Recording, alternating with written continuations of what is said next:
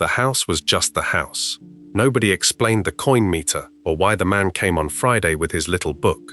It didn't need explaining. You watched it happen every week. The shilling going in under the stairs. The rent book stamped and handed back. The catalogue open on the kitchen table, with certain pages turned down at the corners. Nobody called any of it hardship.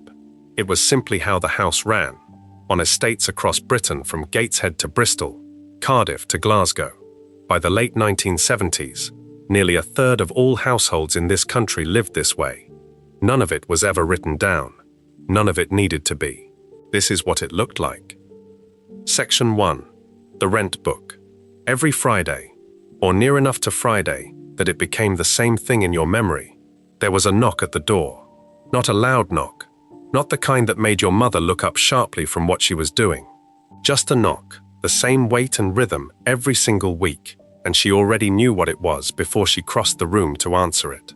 The man standing there had a bag over one shoulder and a book in his hand.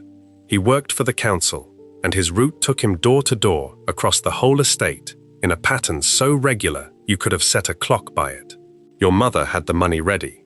She always had the money ready, because not having it ready was a different kind of conversation, and nobody wanted that kind of conversation on a Friday afternoon with the weekend still ahead of them. She handed it over. He counted it briefly, the way people count money they already know is right. Then he opened the book. The rent book was a small thing, roughly the size of a paperback, maybe smaller, with a pale card cover, and pages inside already printed with columns waiting to be filled in.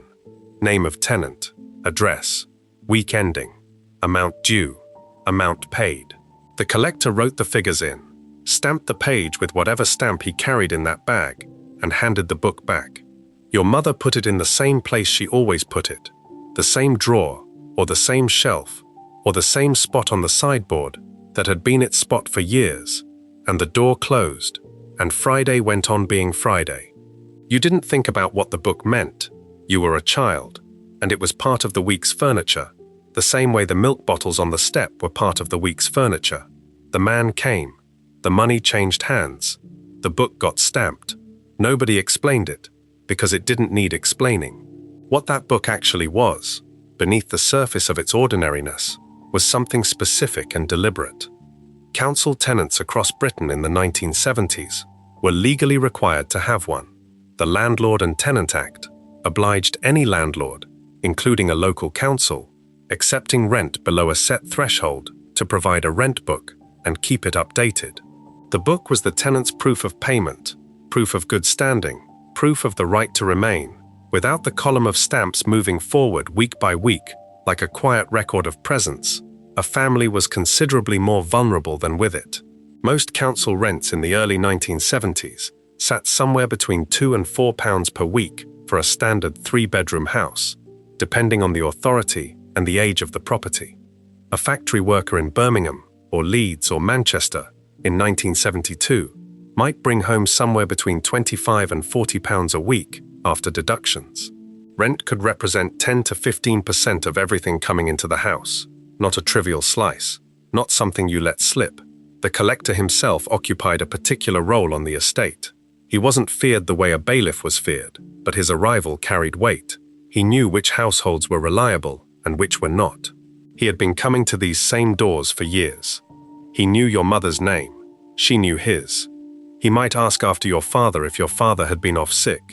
He might come back on Monday if you were a few shillings short this week. That kind of human discretion was built into the system in a way the book itself couldn't contain. The book was formal, stamped, potentially reviewed later by someone in a council office who had never been near the estate. The collector was a person standing on a step in the cold, reading a situation in 30 seconds of conversation. Your mother understood the difference. That was why the money was always ready. The council estate spreading across Britain's towns and cities through the 1950s and 1960s had been built to a genuinely ambitious standard. The Parker-Morris Committee's 1961 report on housing space and quality became mandatory for all new council homes from 1967, covering room sizes, storage, and heating provisions. By the late 1970s, Almost exactly a third of all households in the United Kingdom lived in social housing. 33%. One house in every three. This was not a marginal arrangement. It was where ordinary working Britain actually lived, and the rent book was the quiet document that tied each family to their piece of it. A council tenancy in that era offered something the housing market has almost never offered since. A family who kept the book stamped and didn't break the tenancy conditions could, in practice, live in that house for their entire lives, not for a fixed term, not subject to a landlord's decision to sell or redevelop. For their entire lives. The children grew up on the same street, knowing the same neighbors, going to the same school, year after year. The rent book was the record of that permanence, stamp by stamp, week after week. By the early 1980s, the system began to change quickly. The Right to Buy scheme, introduced under the Housing Act 1980, allowed council tenants to purchase their homes at a substantial discount, and the millionth sale came through within 7 years. Direct debit spread as bank accounts became more universal, and the administrative cost of employing collectors on door-to-door rounds became harder to justify. The collectors retired or were reassigned. Tenants began paying at the council offices or by standing order. The knock on Friday disappeared from the door without any announcement, without anyone deciding publicly that it had been worth having. The rent book itself is a collector's item now, not a valuable one. The kind of thing that turns up at car boot sales stamped through to the 1970s in faded ink, a name on the cover that has since left the world. Pick one up and the weight of it is almost nothing. A few dozen pages, a pale cover, a record of Fridays. Every stamp on every page is a week that actually happened. A specific moment when someone had the money ready, and the man knocked at the door, and the house stayed theirs for another 7 days. Nobody called it anything. That was simply how the house worked.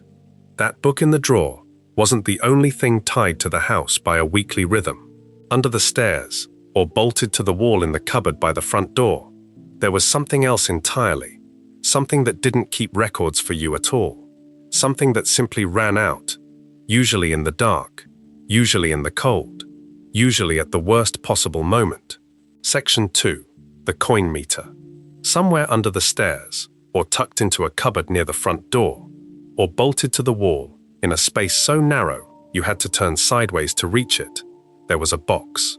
Cast iron, painted dark, with a slot in the front, and a dial on the face that moved when the electricity moved through the house.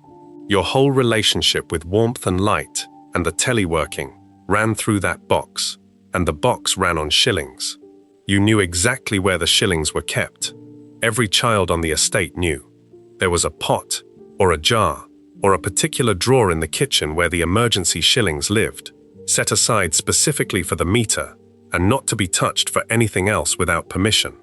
This was one of the few rules in the house that had no exceptions and no negotiation attached to it, because the alternative, the moment when the coin ran out, and the lights went down, and the fire went cold, and the telly died with a shrinking white dot in the center of the screen, was something you did not want to be responsible for.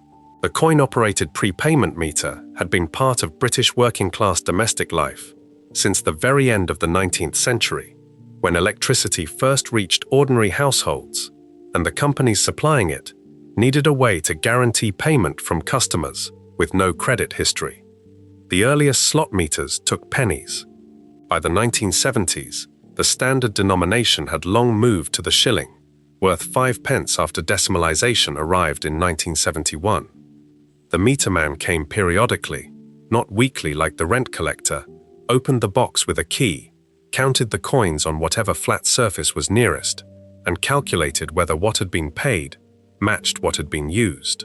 If the meter had been calibrated slightly in the householder's favour, which happened because the coin mechanism could only approximate the unit cost rather than track it precisely, the excess came back as a rebate. A small pile of coins pushed across the table. Your mother counted them, and they went straight into the pot. The physical sensation of the lights going out mid-evening is something a generation of British children carries in its memory, with a completeness that is almost physical. This darkness was different from the darkness of bedtime. It was unexpected and total. Everything producing sound and light and warmth stopped simultaneously. The telly, the bulb overhead, the electric fire if you had one, all of it at once, replaced by silence and by cold arriving immediately, as if the temperature had been waiting for exactly this opportunity. What happened next was always the same sequence. Someone said something short, then careful movement in the dark, hands finding walls and door frames. Someone located a candle or a torch with batteries that might or might not still have charge. Your mother or father went to the pot and felt around for the shilling. You heard the coin drop in, a small clunk, metallic and definite.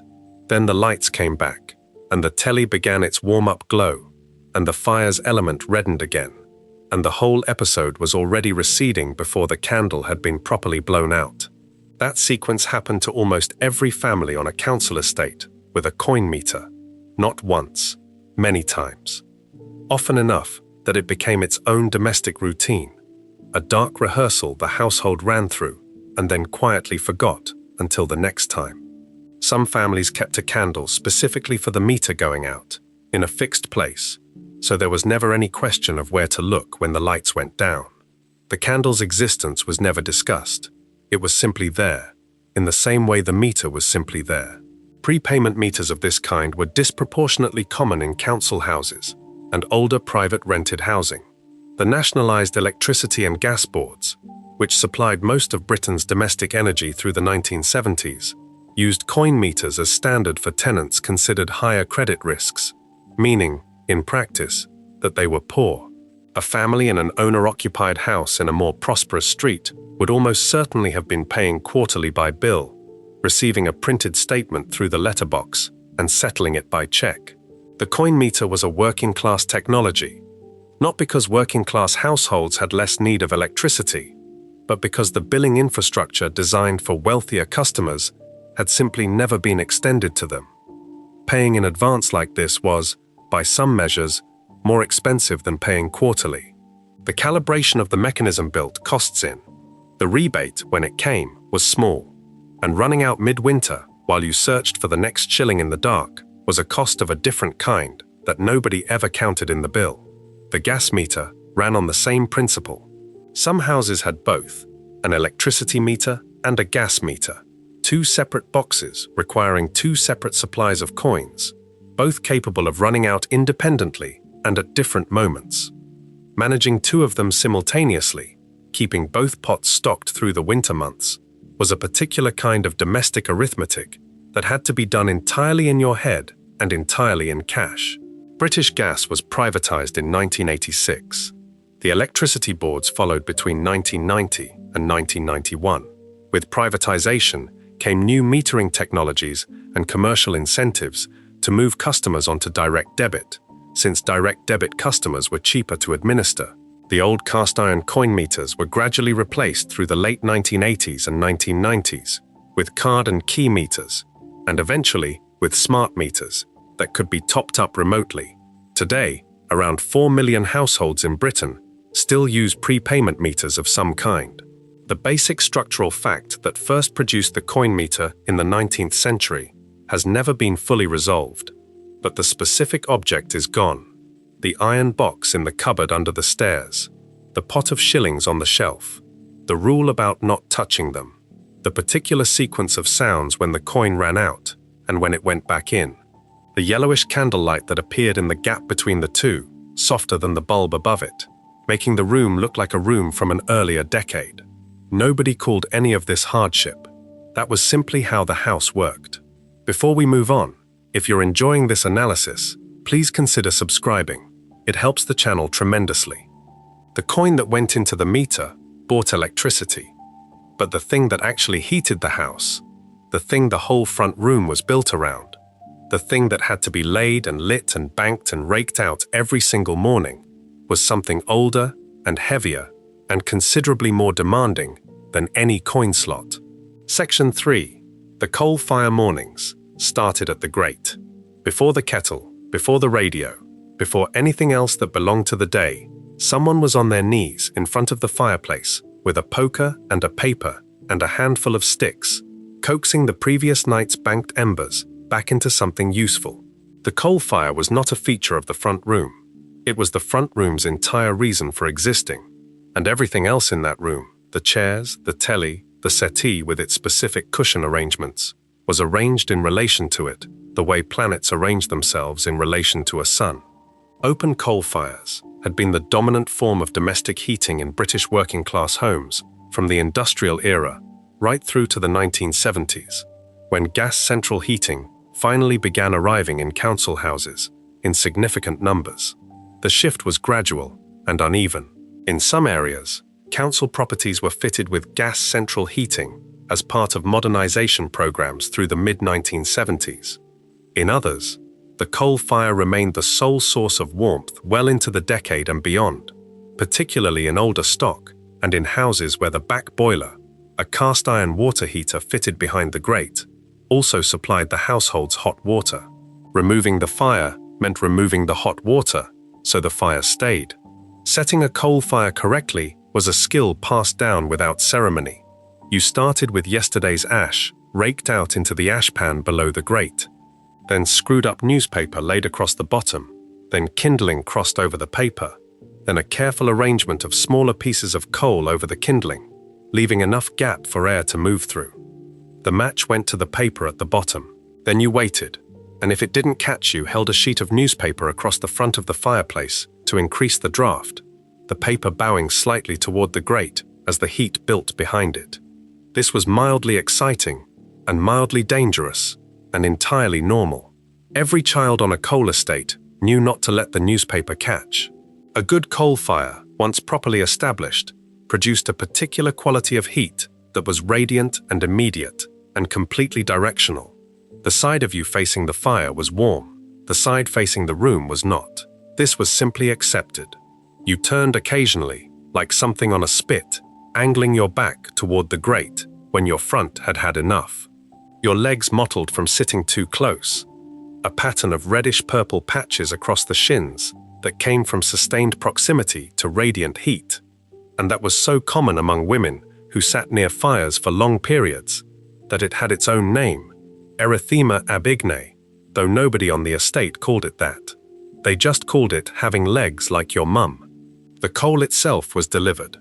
A lorry came down the street, and men in leather back protectors carried hundredweight sacks from the vehicle to your coal bunker, which was either a brick-built structure in the backyard or a metal container near the rear of the house. A hundredweight was 51 kilograms. The men carried these on their backs, one after another, tipping each sack into the bunker with a sound like a controlled avalanche. The coal dust settled over everything nearby, and the smell of it, mineral and dark and specific, was the smell of the delivery for hours afterward. In the 1970s, the National Coal Board supplied most domestic coal across Britain. A ton of house coal cost somewhere around £15 to £20 through the mid-decade, and a typical household burned several tons across a winter. What the coal fire could not do was heat the house. It heated the room it was in, partially, unevenly, beautifully in its way. Every other room in the house was cold. The hallway was cold. The kitchen was cold, except when the cooker was running. The bedrooms were cold in a way that was simply a fact of winter, the way darkness in the evening was a fact of winter. You got undressed quickly and got into bed, and the sheets were cold, and you waited for your own warmth to fill the space around you. The Clean Air Acts of 1956 and 1968 had introduced smokeless zones in urban areas, which meant that in many towns and cities, the open burning of ordinary house coal was already being phased out in favor of smokeless fuels like anthracite or manufactured ovoids. The transition happened at different speeds in different places.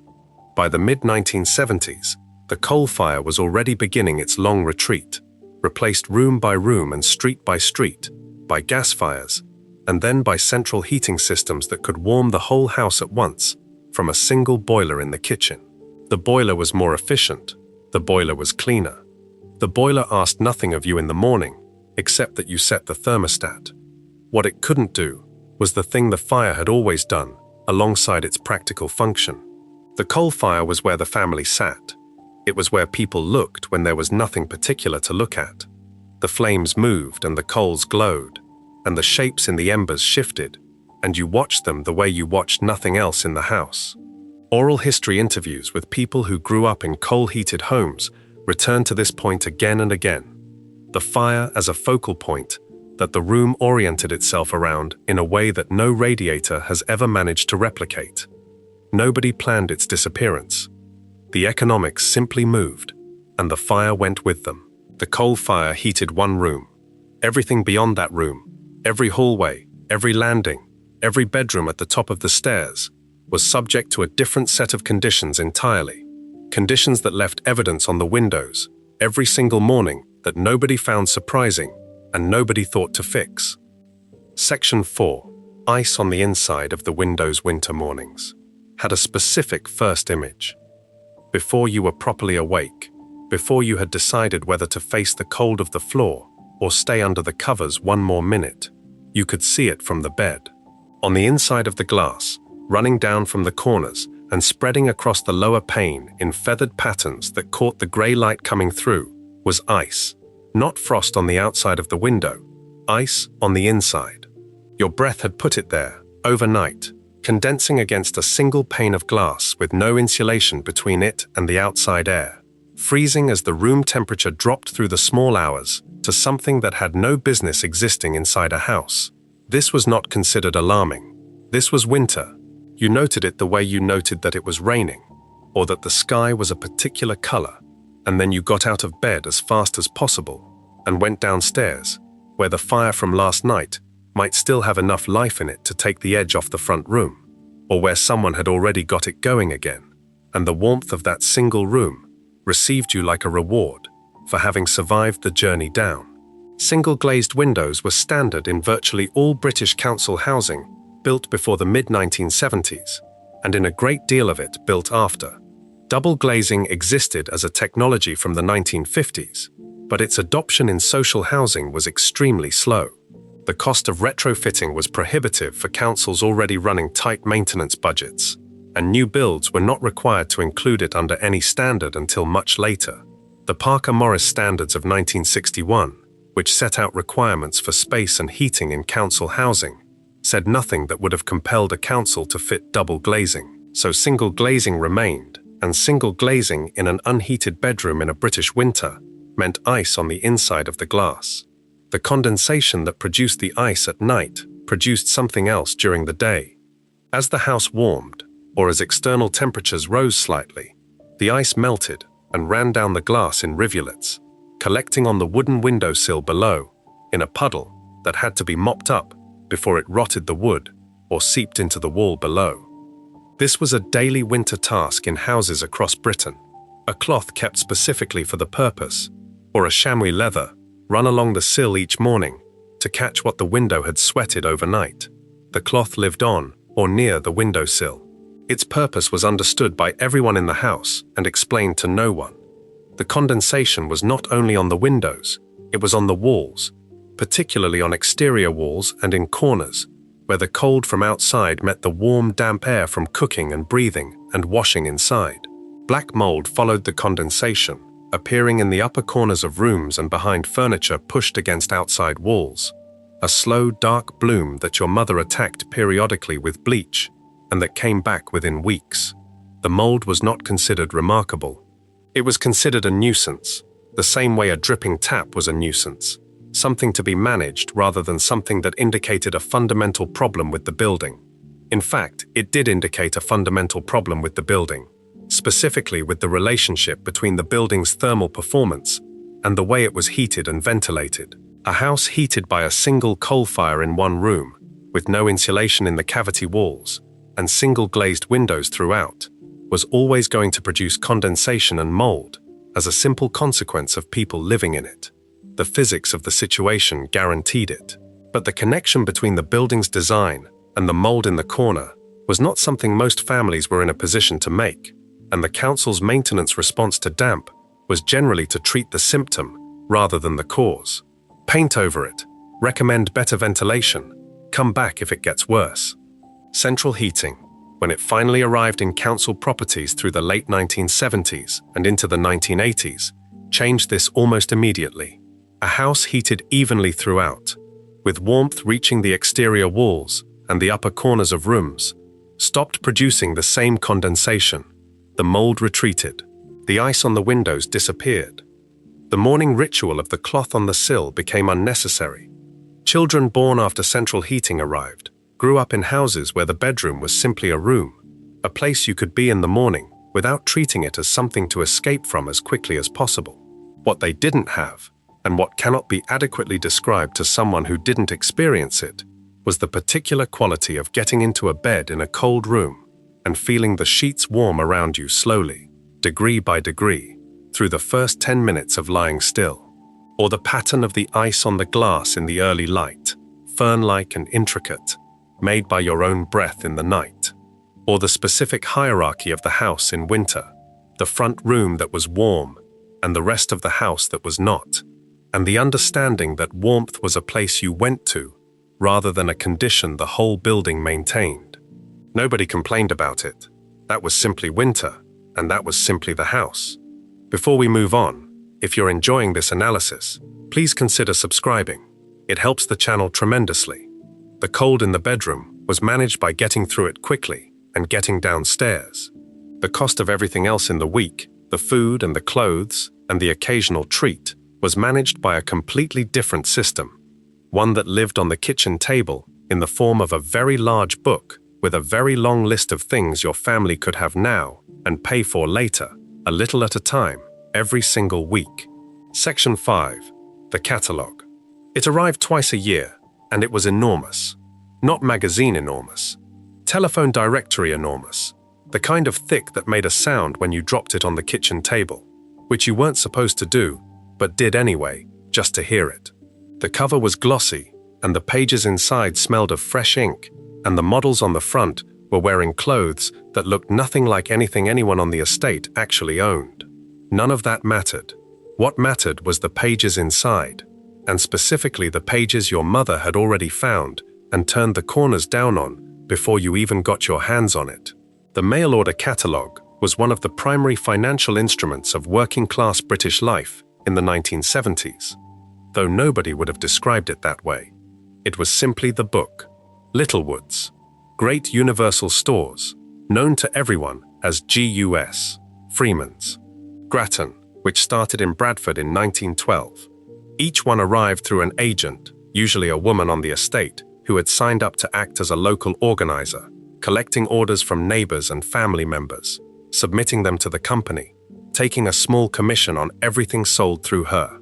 The agent was almost always someone your mother knew. Often, she was someone 2 doors down, or across the landing if you were in a flat, and the catalogue moved between households on the street the way library books moved, slightly battered at the edges from repeated handling. At its peak, Littlewood's alone was printing around 25 million catalogues per year. That figure gives a sense of the scale of what this system actually was. Not a niche arrangement, not a workaround for people without access to shops. A parallel retail economy operating across the whole country, specifically structured around the financial reality of households that could not afford to buy things outright, but could afford to pay for them slowly, week by week, in amounts small enough not to break the budget in any single pay period. The credit terms were the whole point. You chose what you wanted from the catalogue. The agent submitted the order. The goods arrived by post, and you paid them off over a set number of weeks, typically 20 or 40, in small installments collected by the agent on her weekly round. There was interest built into the price, though it wasn't always presented transparently as interest. The catalogue price for an item was simply higher than the high street price for the same item, and the difference represented the cost of paying over time. Most families using the catalogue knew this in a general way and accepted it as the price of access. You could not walk into a shop and buy a winter coat for the whole price today. You could have a winter coat on your back next week and pay for it across the next several months in amounts you could actually manage. Children understood the catalogue primarily as a place where Christmas lived. From around September or October, the relevant pages were studied with a seriousness that no schoolwork ever quite received. Toys, games, bikes. The specific item on the specific page with its specific item number was memorized and communicated to your mother with the quiet urgency of someone lodging a formal application. Whether it appeared under the tree in December depended on things you had no visibility into, on the state of the account, on what else was being paid off that month, on calculations happening in your mother's head that were never shared with the children. Sometimes it appeared. Sometimes something slightly different appeared instead. Either way, the catalogue was where the possibility had lived, and the possibility was real enough to matter. Gus had built its empire specifically around working-class women with limited access to conventional credit. Isaac Wolfson had joined the company in 1931 and turned it through a series of acquisitions into Europe's largest mail-order operation, understanding early that a vast market existed among households that high street credit had never served. By the 1970s, the company's Midland Household Stores division was developing one of Britain's earliest consumer credit referencing systems, a recognition that the information generated by millions of small weekly payments was itself commercially valuable. The catalogue faded through the 1990s and into the 2000s as credit cards became genuinely accessible to working-class households, and online retail began offering the same breadth of choice without the wait. Littlewoods published its last printed catalogue in 2015. Gus had wound down its catalogue operations a decade earlier. The agents retired and nobody replaced them. The system that had moved goods into homes across Britain for the better part of a century, one page corner at a time, quietly stopped. What it left behind was a particular way of thinking about shopping that a generation absorbed without noticing. The discipline of choosing carefully because you were going to be paying for the choice for the next 40 weeks. The patience of waiting for delivery rather than carrying something home the same day. The specific pleasure of the catalogue arriving, the weight of it, the smell of it, the knowledge that somewhere inside it was something your family needed and might actually be able to have. Nobody called it resourcefulness. It was simply how you got things. The catalogue agent came to collect her payments on a schedule, as regular as the rent man's.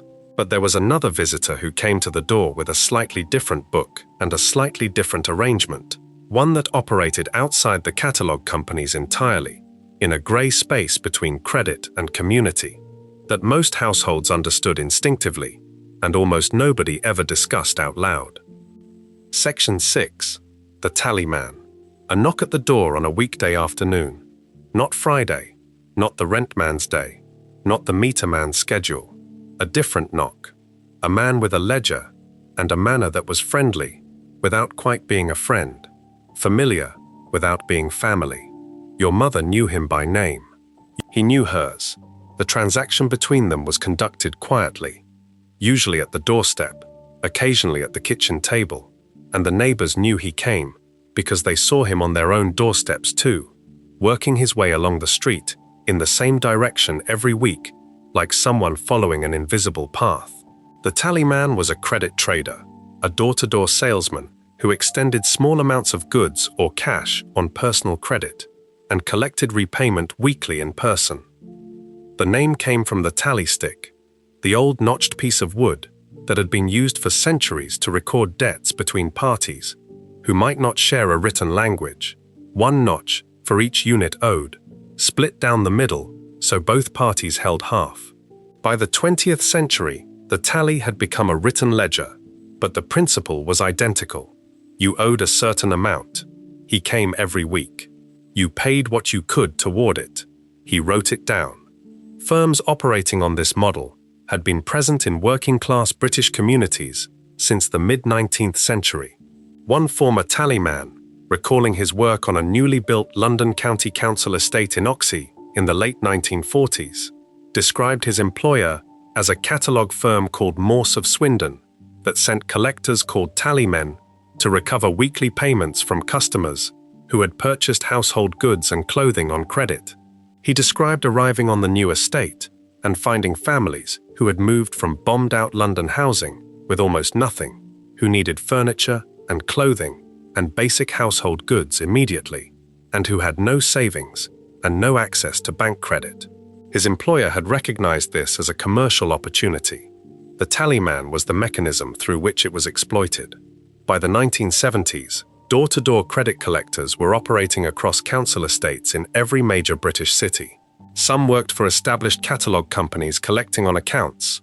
Others worked for smaller, more informal operations, lending cash directly and recovering it weekly at interest rates that were rarely explained clearly and were often considerably higher than anything a bank would have charged.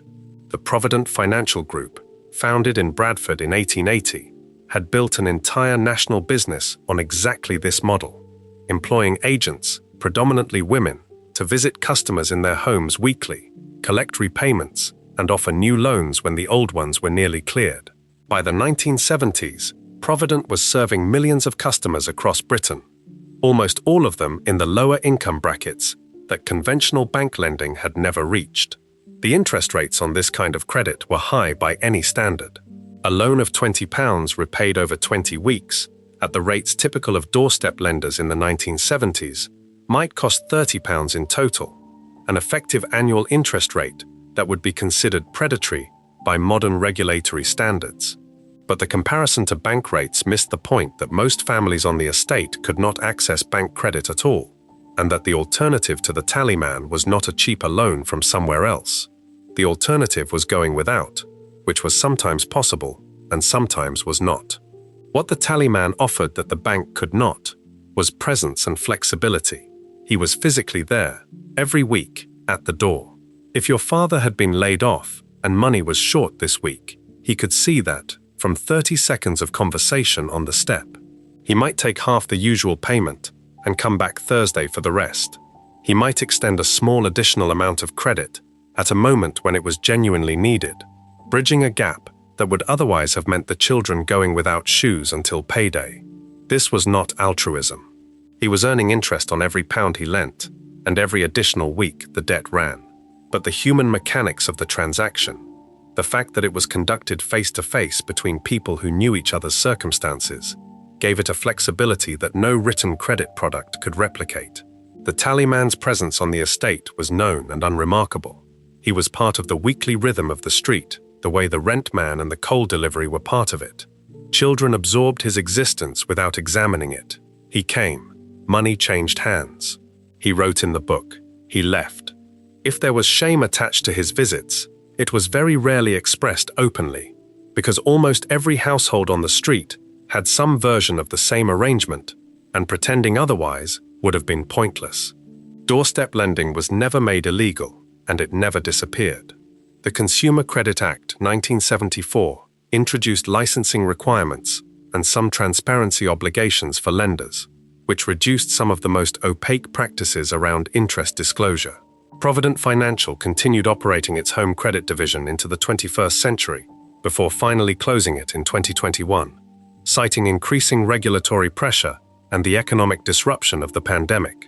The closure was reported as the end of an era by several outlets, which it was, though the era had been considerably more complicated than the nostalgic coverage sometimes acknowledged. What ended with the tallyman, along with the rent collector and the catalog agent, was a whole layer of economic life that had been conducted in person, on doorsteps, and at kitchen tables, by people who knew each other's names and financial situations in ways that no algorithm has since replicated. Whether that was a good thing depended entirely on which side of the ledger you were on. Nobody called it a loan. It was simply what you did when you needed something and the money wasn't there yet. Before we move on, if you're enjoying this analysis, please consider subscribing. It helps the channel tremendously. The tallyman knew what your family owed. The school knew something else entirely, something that was written not in a ledger, but on a small colored ticket pinned to your jumper every single morning, visible to every child in the dinner queue, advertising a fact about your household that nobody had asked your permission to broadcast. Section 7. The free school dinner ticket. The dinner queue formed the same way every day. 2 lines outside the hall doors, one for children who paid and one for children who didn't. Except it was never described that way out loud, because it didn't need to be. Everyone already knew. You could tell from across the playground, not because anyone said anything, but because of the ticket. A small rectangle of colored card, gray and red in some schools, a different color in others, depending on the authority, pinned to your jumper with a safety pin every morning before you left the house. Not kept in your pocket where you might lose it, pinned to your chest, where the dinner ladies and the teachers and the lollipop lady and every child standing within 10 feet of you could see it without needing to ask. Free school meals have been available in Britain since the Education Act of 1906 first empowered local authorities to provide them. By the post-war period, they were a standard feature of the state school system, funded centrally and administered locally, available to children from families below a certain income threshold. Through the 1970s, the threshold was means-tested, and the application process involved a visit to the council offices or the completion of forms that required your parents to disclose their income and circumstances to a local official. The meal itself was provided at no cost. The ticket that identified you as a recipient of that meal was provided at no cost. The humiliation that came with the ticket was provided at no cost as well, and nobody in the administration of the system appears to have considered it a cost worth accounting for. A writer who grew up on a council estate in Gateshead in the 1970s described the system with a precision that has never been improved upon. Those of us from families deemed poor enough to qualify for free school meals, he wrote, had our meal tickets attached to our shirts and jumpers with safety pins to prevent us misplacing them. Those little grey and red tickets advertised our poverty to everyone. Other children, their parents, the teachers, the dinner ladies, the lollipop lady. The language of the observation is restrained. The reality it describes was not. Children are acute readers of social information. They know, without being taught, what the different colored tickets mean. They know which children in the queue are paying and which are not.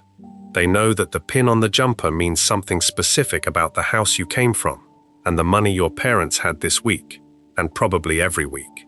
And they know, with equal precision, that the child wearing the pin knows that they know. The ticket was not a neutral administrative tool. It was a daily public declaration of financial need, made on behalf of a child who had not consented to the declaration, and who had to wear it across the chest for the entire school day.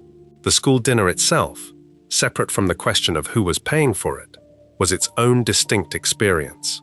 Food was produced in bulk in school kitchens and served in institutional quantities from large metal containers. The menu across most state schools in the 1970s ran to a fairly consistent pattern. Mashed potato appeared with the reliability of a natural law. Gravy arrived in jugs and was distributed with the generosity of someone who had made too much and needed it gone. Meat was present, but not always identifiable.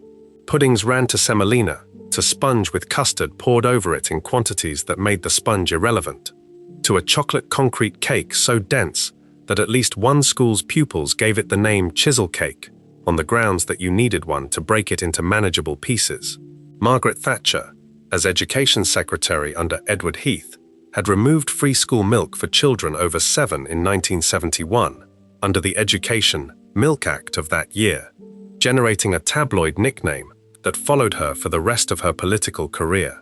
The school meal service itself remained intact through the 1970s, protected by nutritional standards that required a cooked meal of a minimum caloric value. Those standards were abolished in 1980 under the Education Act of that year, after Thatcher had become Prime Minister, which allowed schools to replace cooked meals with snack options and opened the door to private catering contractors. The meal that a generation of children had eaten together in a hall, whatever its qualities, was replaced by something more varied and considerably less communal. The colored ticket system was eventually replaced in most authorities by administrative arrangements that did not require visible identification, by registers held by the dinner staff, rather than physical tokens worn on the body. The change came at different times in different places, slowly and without announcement, driven less by any specific policy decision than by a gradual recognition that pinning a child's economic circumstances to their chest every morning was not a design feature worth defending. By the time that recognition arrived, an entire generation had already worn the ticket for years. They remembered it not with anger exactly. The anger came later, in adulthood, when the full meaning of it could be properly named. What they remembered first was the pin on the jumper every morning, and the knowledge of what it said about them to every person they passed on the way to the dinner hall. Nobody explained why the ticket had to be visible. That was simply how it worked. Once the dinner bell rang and the queue dispersed, the school day eventually ended. And what happened after the school day ended was something that has no equivalent in the childhood of any generation that came after. The street was waiting, and the street belonged entirely to you, for hours, without any adult involvement whatsoever. Section 8. Out. Until the streetlights came on, sometime in the mid-morning of a Saturday, or the moment school finished on a weekday afternoon, you left the house. Not with a plan, not with a destination anyone had approved, or a route anyone had mapped, not with a mobile phone, because there were no mobile phones, and not with any expectation of checking in, because there was no mechanism for checking in, and no expectation that one was needed. You left, and the door closed behind you, and the street received you, and you were gone until the streetlights came on. That phrase, "be back when the streetlights come on," or some local variation of it, was the universal boundary condition of 1970s British childhood across council estates, from one end of the country to the other. It was not a rule that had been thought through or written down. It was simply the point at which the day was understood to be over, the natural threshold between acceptable outdoor time and the hour when your absence would begin to mean something. The streetlights came on. You came home. Everything between those two moments was yours. A British study of children's outdoor independence conducted in the early 2020s found that today's 11-year-olds have less freedom to move around unsupervised than 6-year-olds had in 1979. That statistic is worth sitting with. A child of 6 in 1979 on a council estate in any town in Britain was routinely outside and unsupervised in ways that would produce serious anxiety in most parents today. By 11, a child of that era was ranging across genuinely substantial distances, navigating their own social world, managing their own conflicts, their own boredom, their own entertainment, without adult input of any kind. The estate itself was the geography of this freedom. You knew every cut-through and every broken fence and every shortcut between streets that the adults who drove everywhere had no reason to know. You knew which gardens you could cross without consequence and which you could not. You knew where the good walls were for sitting on and where the best slopes were for whatever season required slopes.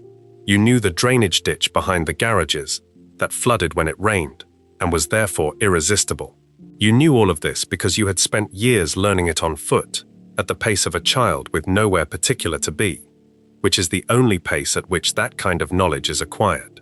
The games played on these estates in the 1970s required almost no equipment and generated a great deal of noise. Kirby, where two players stood on opposite curbs throwing a ball at the opposite curb and scoring when it rebounded back. British Bulldog, which was essentially organized violence, with rules loose enough to be disputed constantly. Knock and Run, which required nothing except a door and sufficient speed. Marbles in the right season, Conkers in the right season. The games shifted with the calendar in ways that nobody organized and nobody needed to, driven by some collective understanding of what the time of year called for. The Rally Chopper bicycle, introduced in 1969 and retailing at around £32 at its 1972 price point, was the defining object of estate childhood in the early part of the decade. Its high-rise handlebars, banana seat, and gear stick mounted improbably between the rider's knees made it almost entirely unsuitable for anything a bicycle is actually meant to do, and completely central to the social life of any child who owned one. Children who had them knew they had them. Children who didn't knew that too. The chopper occupied a position in the estate's social hierarchy that was understood without discussion. What made this freedom possible, structurally, was the estate itself as a physical environment. Council estates of the 1950s and 1960s had been designed with children in mind, at least in principle. The Parker-Morris standards had included requirements for outdoor play space. Estates had greens, had paths, had areas between the houses that belonged to no particular garden, and therefore to everyone, which in practice meant to the children. There were fewer cars. The roads through the estate carried local traffic only, which meant a child on a bike or running across a road was doing something that the road's designers had not made impossible. What brought this era to a close was not a single event, but a convergence of changes through the late 1970s and into the 1980s. Car ownership increased and traffic on estate roads increased with it. Attitudes toward risk shifted, driven partly by high-profile cases of child harm that television and newspapers amplified into a generalized fear that statistical evidence never quite supported. The streets that had been playgrounds began to be felt as dangerous, and the feeling, regardless of whether the data supported it, changed behavior in ways that compounded on themselves.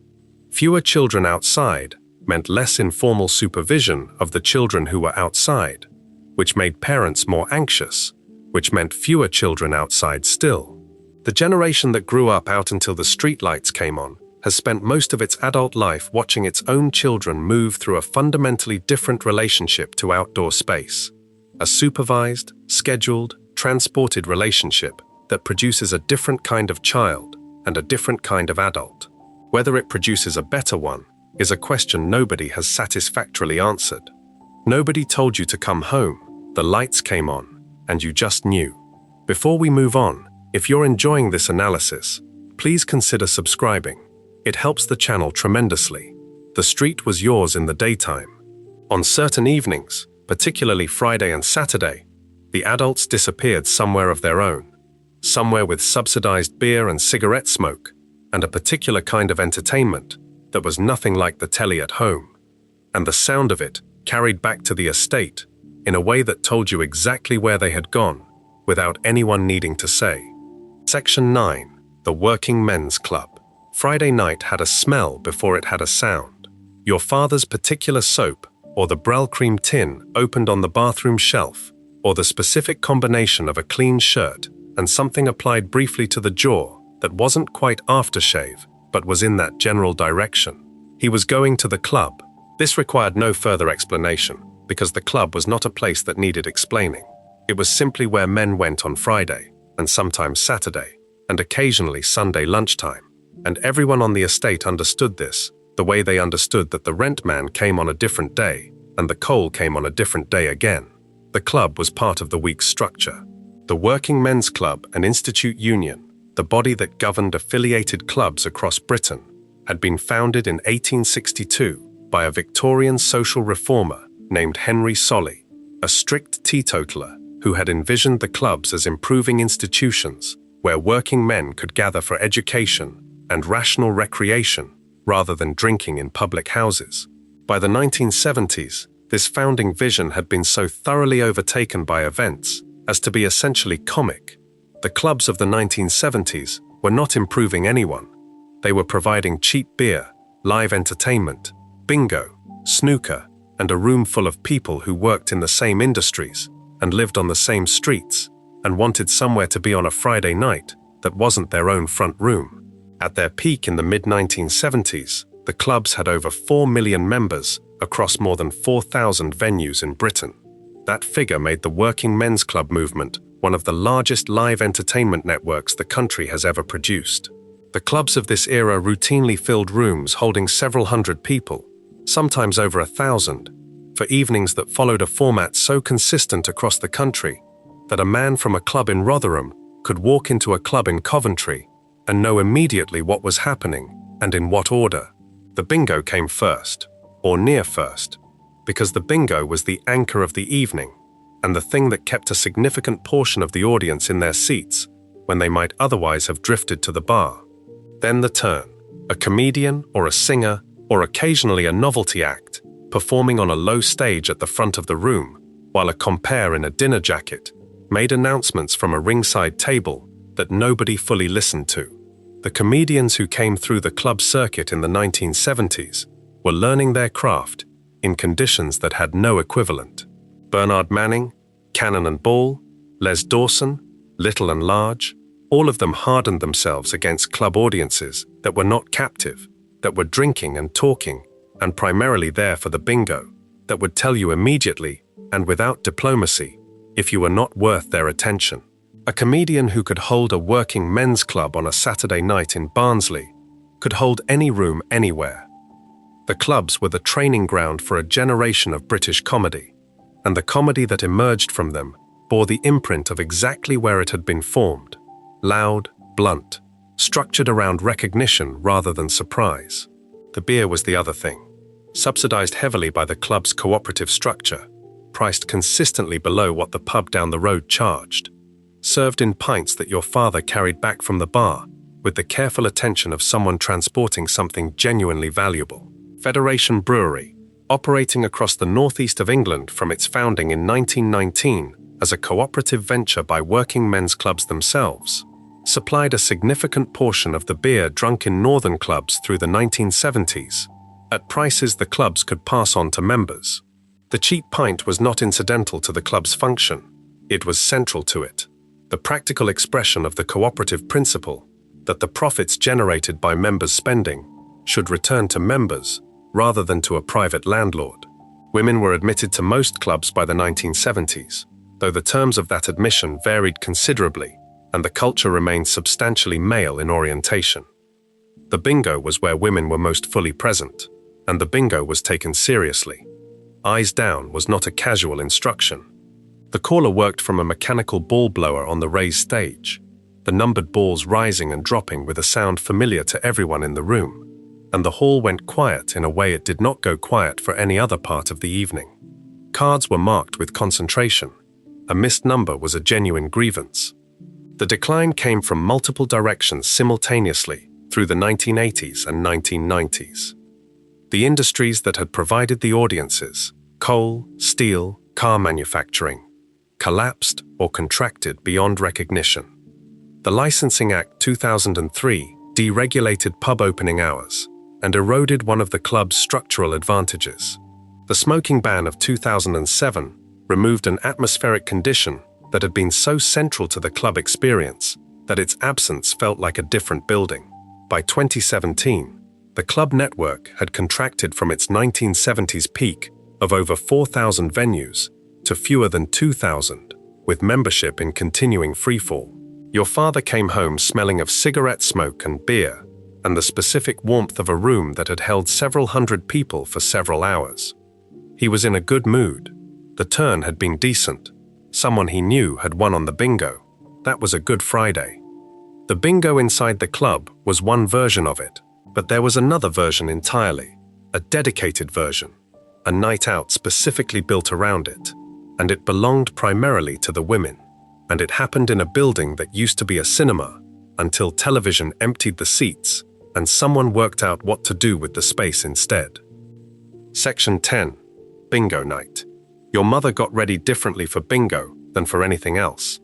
Not dressed up exactly, not in the way that required the good coat and the careful mirror check before leaving, but changed, definitely changed, into something that was not what she'd worn all day, with her hair done and her handbag with the specific items inside it that bingo required. The dabber, a fat marker pen in a bright color that made a satisfying thud against the card when a number came up. The purse with the right money already sorted. The lucky charm if she had one. A small object kept in the same pocket of the same bag every single time. Because bingo was partly mathematics and partly something else entirely. And the something else was taken seriously, without being discussed. Commercial bingo had been legal in Britain only since the 1st of January 1961, when the Betting and Gaming Act 1960 came into force and transformed what had previously been a token prize fairground and church fete activity into a cash prize industry almost overnight. Eric Morley's Mecca Leisure Group moved immediately, introducing bingo into 60 of its dance halls in 1961 and opening the first dedicated Mecca Bingo Hall at Rosehill in Surrey, converted from the old Gaumont Carshalton cinema. The timing was not coincidental. Television had been emptying British cinemas steadily since the mid-1950s. The buildings existed. The audiences who had once filled them still existed. They just needed a different reason to come. By the mid-1970s, around 12 million British adults were regular bingo players. That number, roughly 1 in 4 of the entire adult population, gives a sense of what bingo actually was in this decade. Not a niche pastime. Not something people did occasionally when nothing else was available. a mass cultural practice embedded in the weekly rhythm of working-class life in every town and city in the country, generating sufficient revenue to sustain hundreds of large dedicated venues and many more smaller operations in clubs and pubs and community halls. The typical hall of the 1970s was a converted cinema, which meant it was large, with a raked floor and a stage at the front where the caller stood behind his ball blower and his microphone. The seating ran in long rows of bench tables rather than individual cinema seats, because bingo required a flat surface to mark cards on and required people to sit in groups rather than in anonymous individual rows.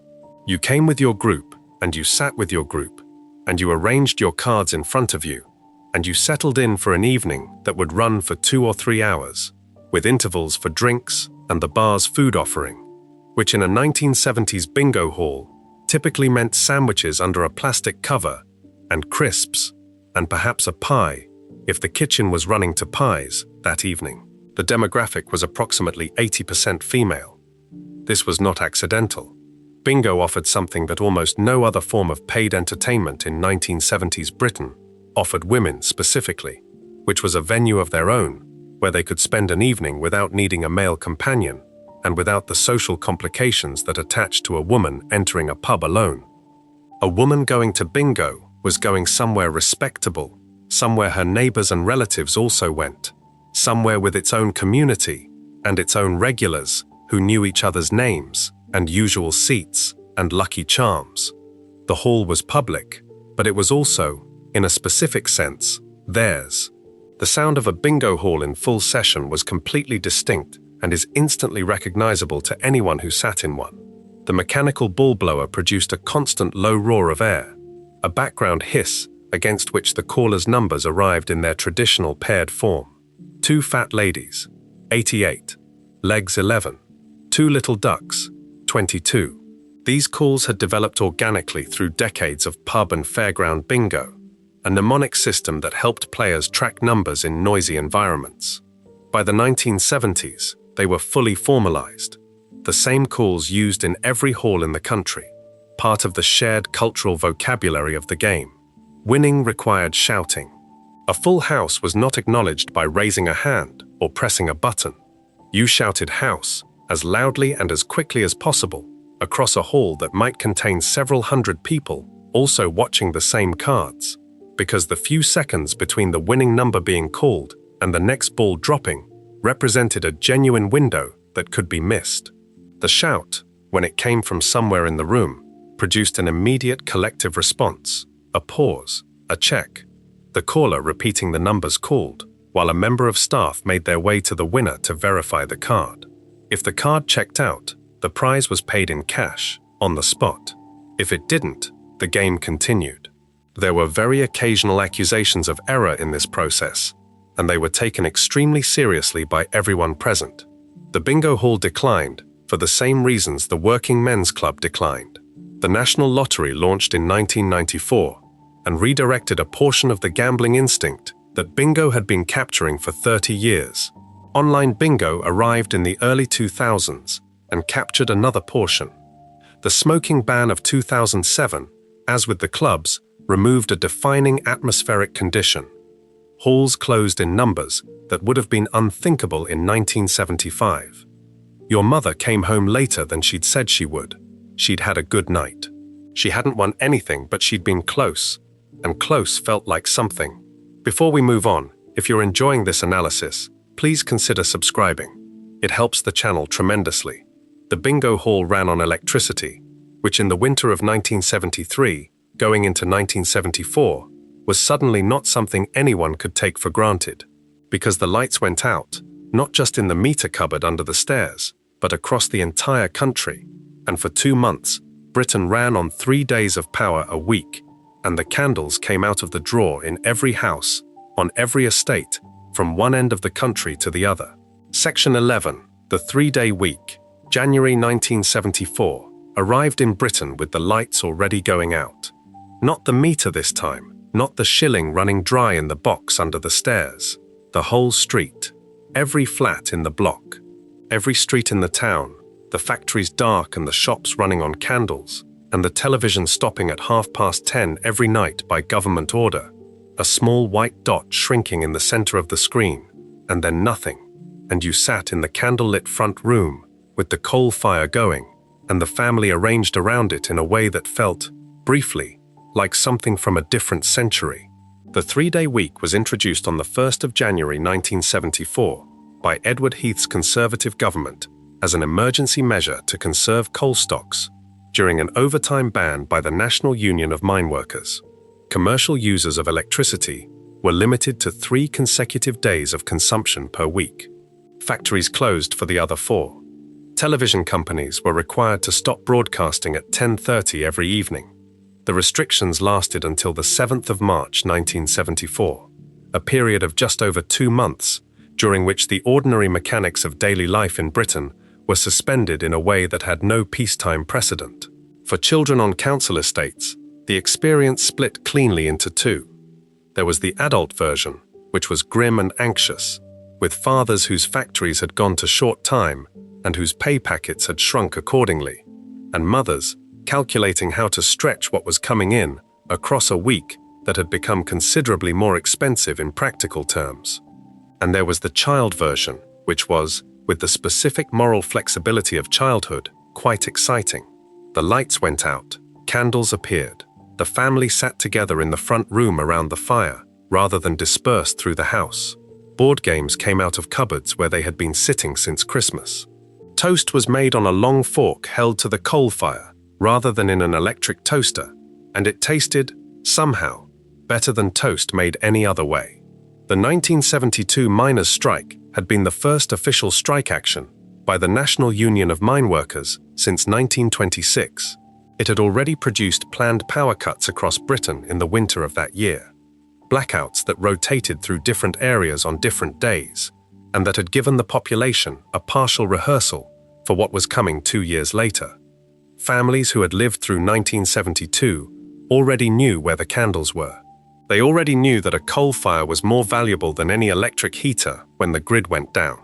They already knew that the specific quality of candlelight made the front room look entirely different, softer and more provisional, like a room that was making its best effort under difficult circumstances. The candle became the object of the period in a way that no single object of peacetime had ever quite managed. Sales of candles in Britain during the 3-day week increased to a degree that emptied shop shelves within days of the restrictions being announced. Panic buying of tinned goods, toilet paper, and other essentials followed, in scenes that anyone who lived through the early weeks of the 2020 pandemic would find entirely recognizable. The British public's response to a supply crisis had apparently not changed in the intervening half-century. What the 3-day week did to the council estate specifically was to expose and amplify the existing conditions of those houses. A family with a coal fire in the front room and a back boiler for hot water was relatively protected. The fire didn't need the grid. The water heated from the same fire. What the power cut removed was the electric lighting and the telly and whatever electric appliances the household depended on. And these losses, while real, were manageable in a house already organized around a coal fire in a way they were not in a fully electrically heated house with no solid fuel backup. Heath called a general election in February 1974 on the question of who governs Britain, expecting the public to side with the government against the miners. The result was a hung parliament. Labour formed a minority government under Harold Wilson and immediately increased miners' wages by 35%. The 3-day week restrictions were lifted on the 7th of March. Normal working resumed. The candles went back into the drawer, but the experience left something behind in the households that had lived through it, a particular wariness about dependence on systems that could be switched off from somewhere else, a residual habit of keeping candles somewhere accessible and matches somewhere near them, a memory, in children who experienced it, of the specific quality of a house running on firelight and candlelight, the front room golden and the rest of the house dark. The family pulled into one room by necessity in a way that ordinary evenings never quite achieved. One man who grew up on a council estate in Edinburgh described the 1972 power cuts, the rehearsal for the 3-day week, with a clarity that applied equally to 1974. Every flat in the stair, he wrote. Every stair on the street. Every street around our end of Edinburgh, all dark at once. Nothing outside but the odd headlights of cars going past. He had found it exciting. He had rigged a bulb to a large battery to make a makeshift lamp. He had made toast on the fire with a long fork. That was the child's version. The adult version was harder and is less often described. The coal fire that kept the family warm through the 3-day week was doing more than burning coal. Behind the grate, hidden inside the chimney breast, was a second system doing a second job, one that most people in the house never thought about directly, but would have noticed immediately the morning it stopped working, when the hot water ran cold and stayed cold. Section 12, the back boiler behind the fire, literally behind it, tucked into the chimney breast, in the space between the grate and the wall, was a cast iron box connected to pipes that ran through the house. You never saw it. There was nothing to see. It was entirely hidden behind the fire itself, behind the grate and the surround, and the tiled hearth that your mother polished on her knees with black lead on a Saturday morning. But it was there, and it was working every time the fire was lit, and the hot water that came out of the tap upstairs was coming from it, heated by the same coal that was heating the front room. The back boiler was a technology so straightforward and so embedded in British domestic life that it required no explanation and received none. A coal or gas fire burned in the grate. The heat from that fire was captured by a water-filled tank or series of pipes positioned immediately behind the firebox. The heated water rose by convection through pipes to a hot water cylinder, usually located in the airing cupboard on the landing upstairs, where it was stored until needed. Turn on the hot tap, and gravity fed the stored water down to you. No separate boiler, no central heating pump, no thermostat to set. The fire was on, and the water was hot. The fire was out, and the water was cold. The logic was absolute and required no further thought. The Baxi Bermuda was perhaps the most recognizable back boiler unit of the 1970s. A gas-fired version that sat behind a conventional-looking gas fire on the hearth and heated both the room and the domestic hot water simultaneously.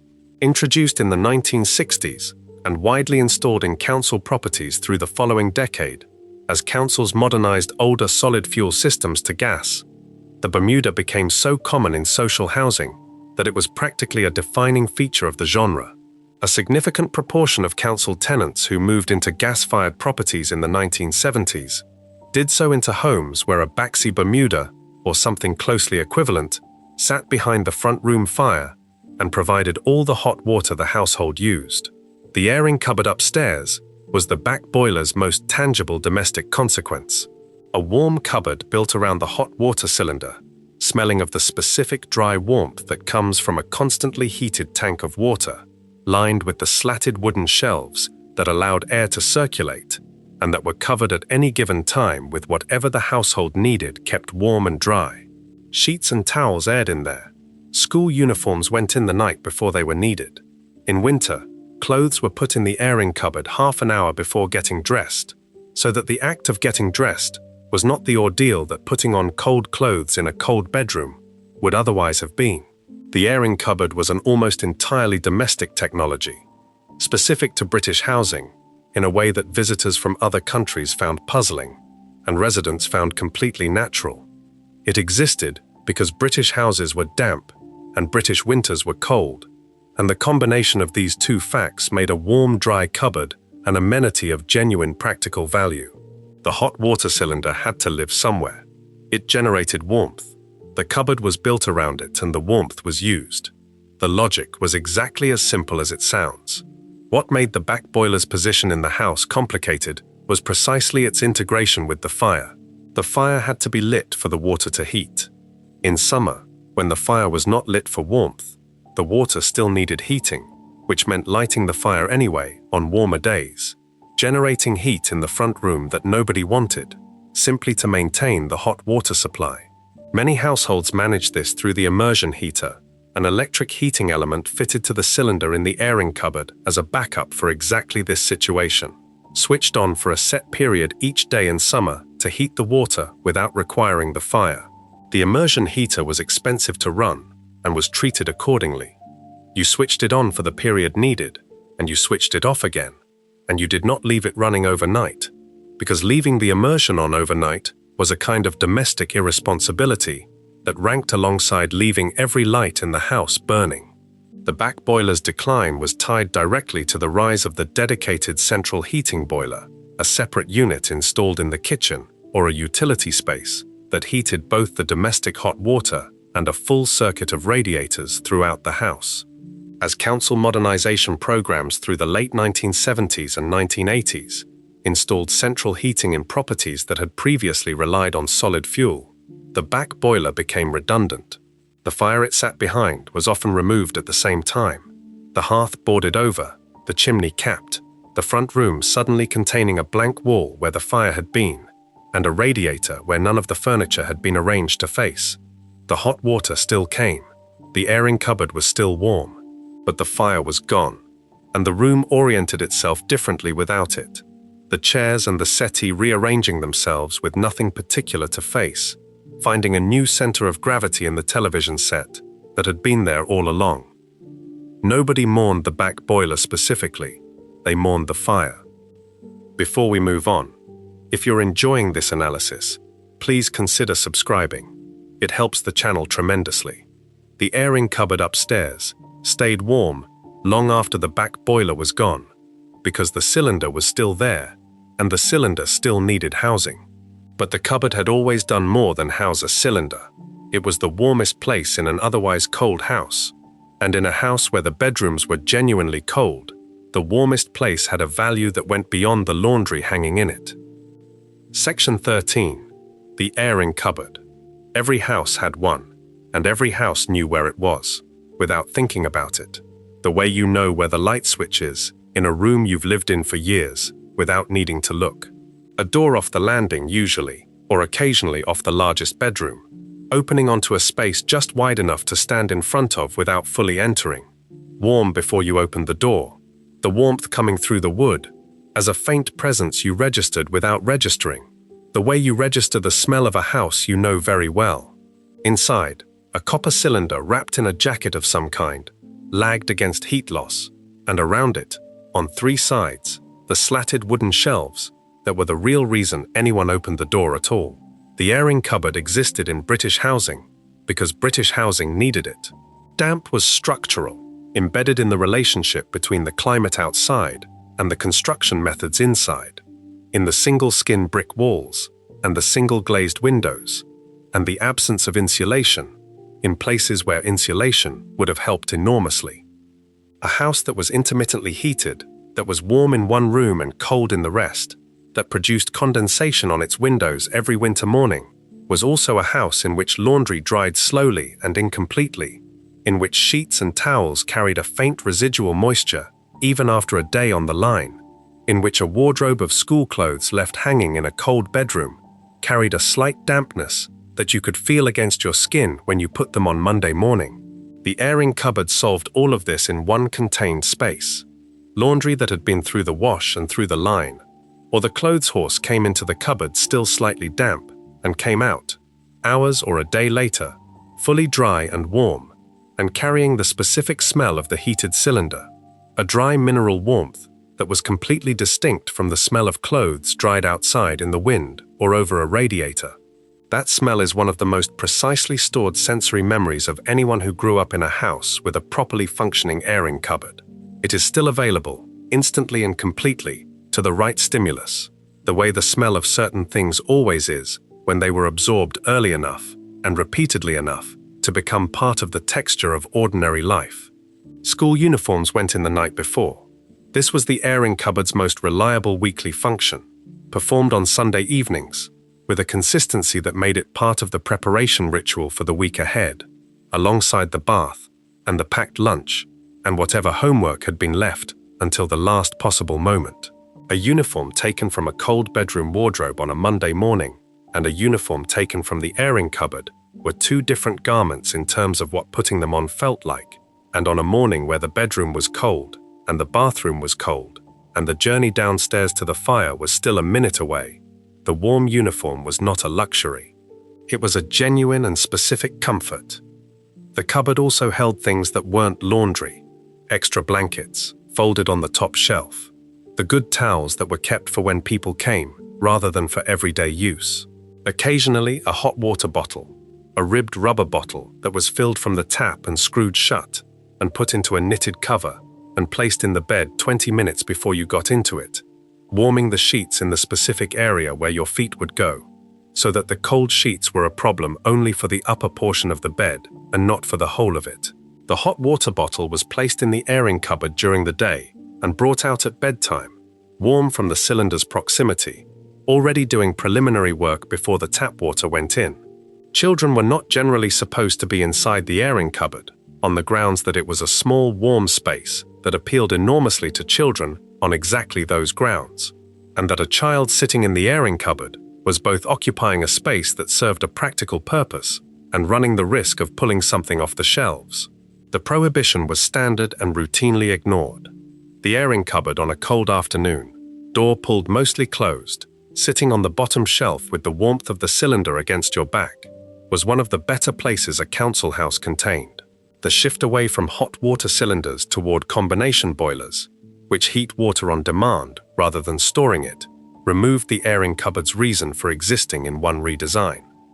A combi boiler needs no cylinder and therefore produces no warm cupboard around it. Houses that were converted from cylinder systems to combination boilers in the 1990s and 2000s suddenly contained a cupboard off the landing with no heat source in it. A perfectly ordinary cupboard of no particular distinction, colder than the room around it, rather than warmer.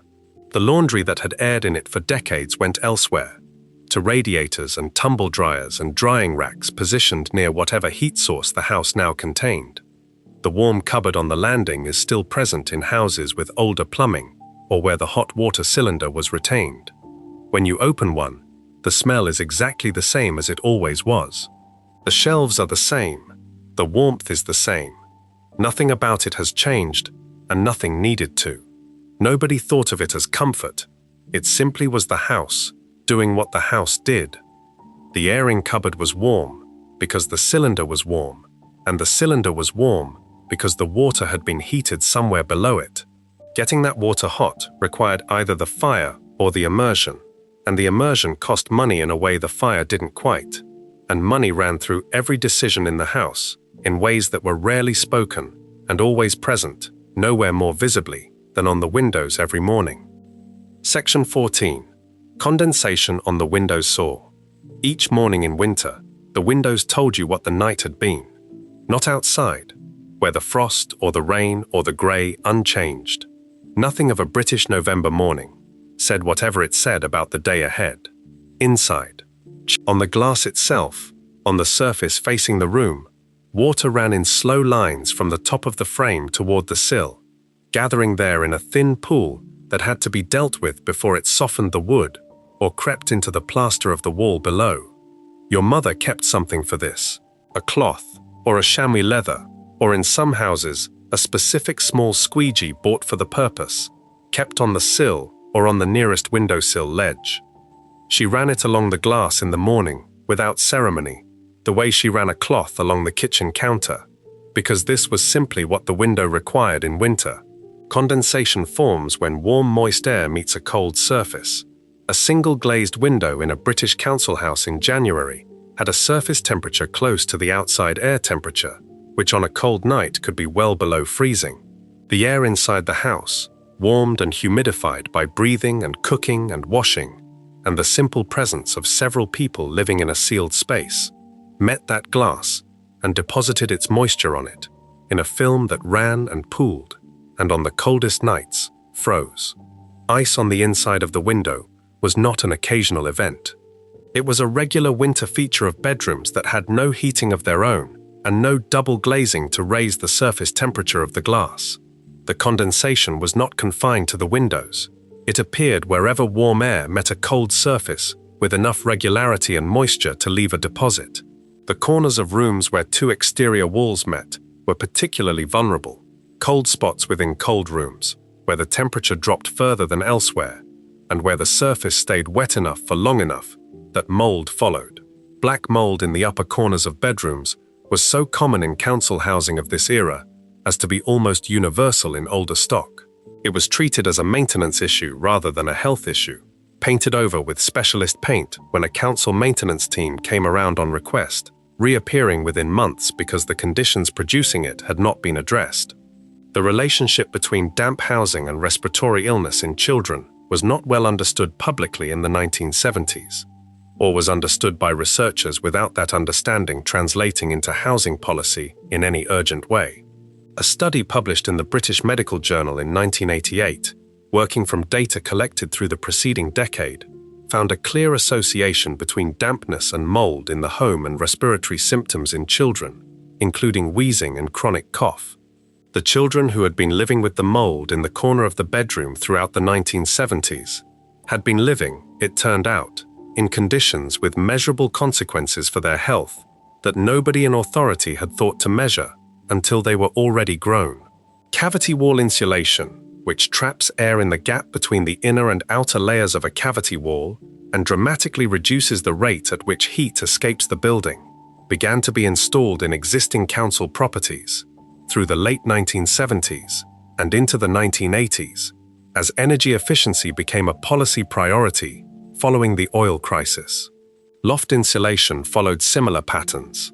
Double glazing came more slowly and more unevenly, its installation depending on individual council programs and available budgets, arriving in some properties in the 1980s and in others not until the 1990s or later. Each of these interventions raised the surface temperature of the building's fabric, reduced the condensation that formed against it, and pushed back the mold that had been living in the corners of rooms for decades. What the condensation meant, while it was present, was a particular quality of interior atmosphere in winter that is difficult to describe to someone who did not live in it. The air in a poorly insulated house, full of people, was not clean, cold air. It was heavy, slightly damp, carrying the residual smells of cooking and coal, and wet coats hung in the hallway to dry, and breath exhaled into a space that did not exchange its air efficiently with the outside. You did not notice this if you lived in it, because you had no comparison available. You noticed it, sharply and immediately, when you went somewhere else, to a house that was drier and better heated, and registered the difference in the air as a physical fact before you could name what the difference was. The cloth on the windowsill in the morning, the mold in the corner, painted over, returning, the ice on the bedroom glass in the shape of ferns. These were the house communicating the same information every day in the same language, telling you precisely what kind of building it was and what it could and could not do for the people living inside it. Nobody complained about it. That was simply winter. Before we move on, if you're enjoying this analysis, please consider subscribing. It helps the channel tremendously.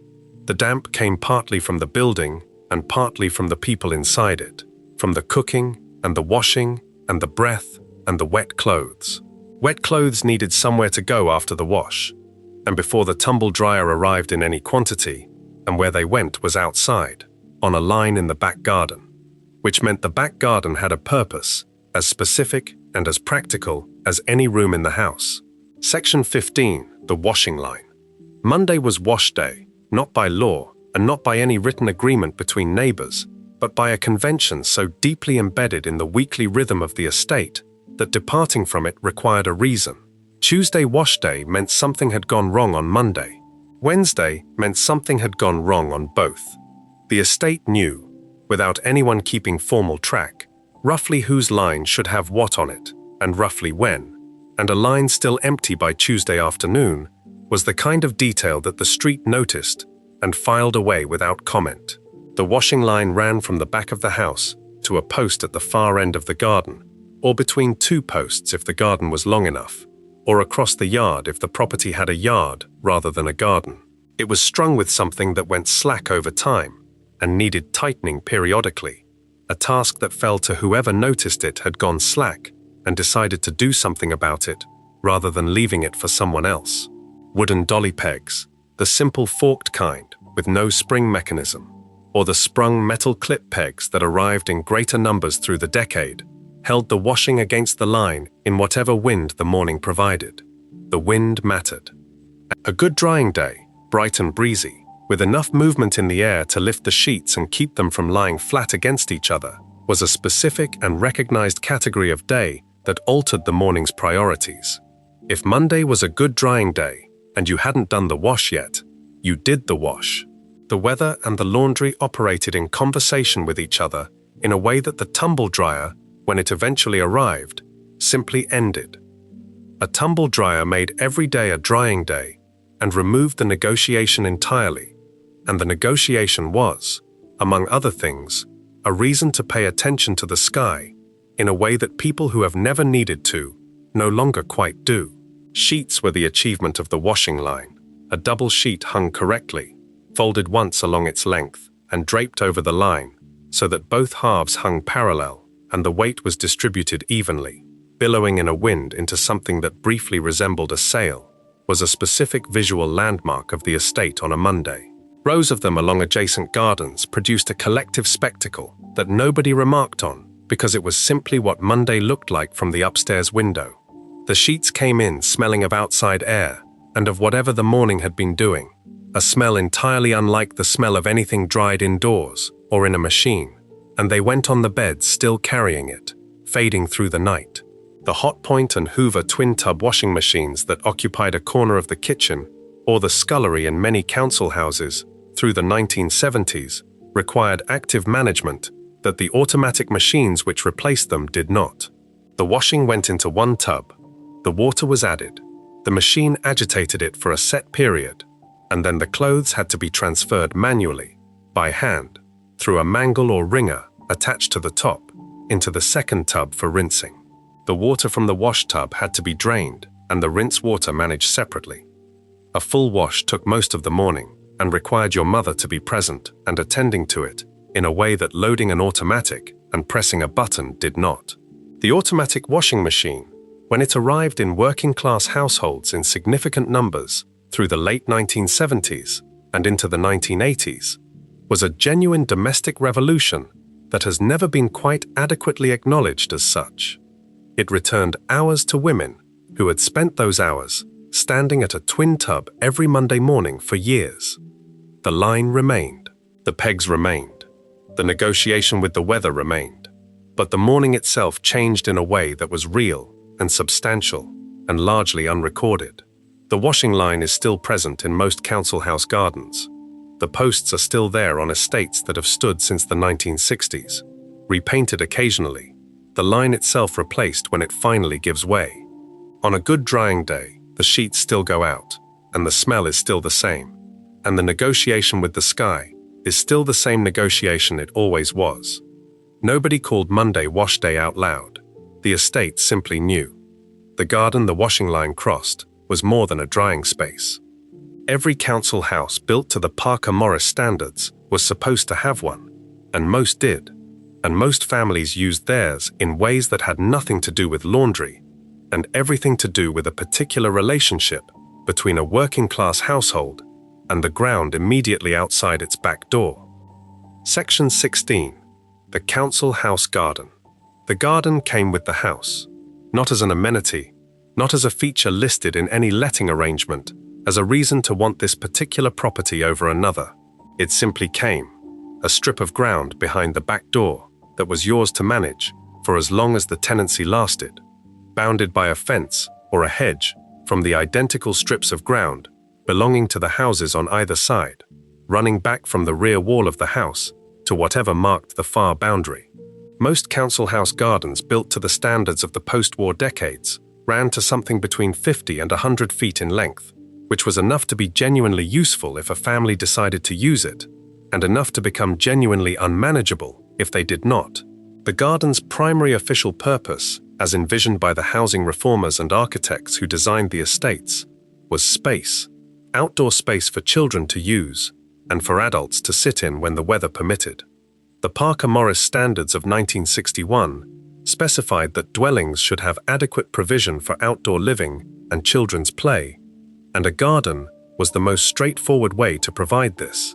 What the standards could not specify was what any individual family would actually do with the ground once they had it, and what families actually did varied considerably from one house to the next along any given street. Some families grew vegetables. This was a serious undertaking, not a hobby in the contemporary sense, but a practical intervention in the household food budget, carried out with the same attention to cost and return that governed every other financial decision in the house. Runner beans, potatoes, onions, cabbages, crops that produced in volume over a season and that could be stored or used steadily over months. An allotment culture had been woven into British working-class life since at least the Allotments Act of 1887, and many families who had kept allotments in their previous housing brought that orientation directly into the council house garden. A man who had grown his own vegetables on a rented plot for 20 years did not stop because he had moved to a house with a back garden. He simply moved the operation behind the back door. Neighbors knew what was growing 2 fences away. The fence itself was a permeable boundary in practice. Even when it was solid in structure, conversations happened across it. Produce was passed over it. Advice about soil and pests and the best time to plant moved in both directions without being asked for.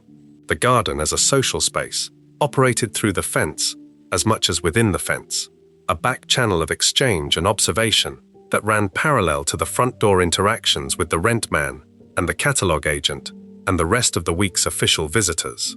The lawn, where families chose to have one, was cut with a push mower through most of the decade.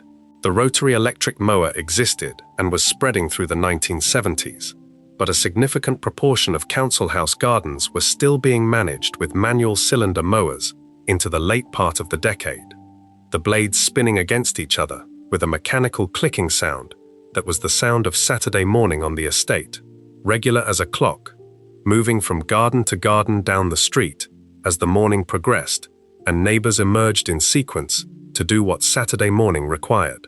The tenancy agreement placed obligations on tenants regarding the garden. It was supposed to be maintained in reasonable order, which meant different things to different housing officers, but generally meant the grass cut, the borders not completely overwhelmed, the structure of the fences maintained.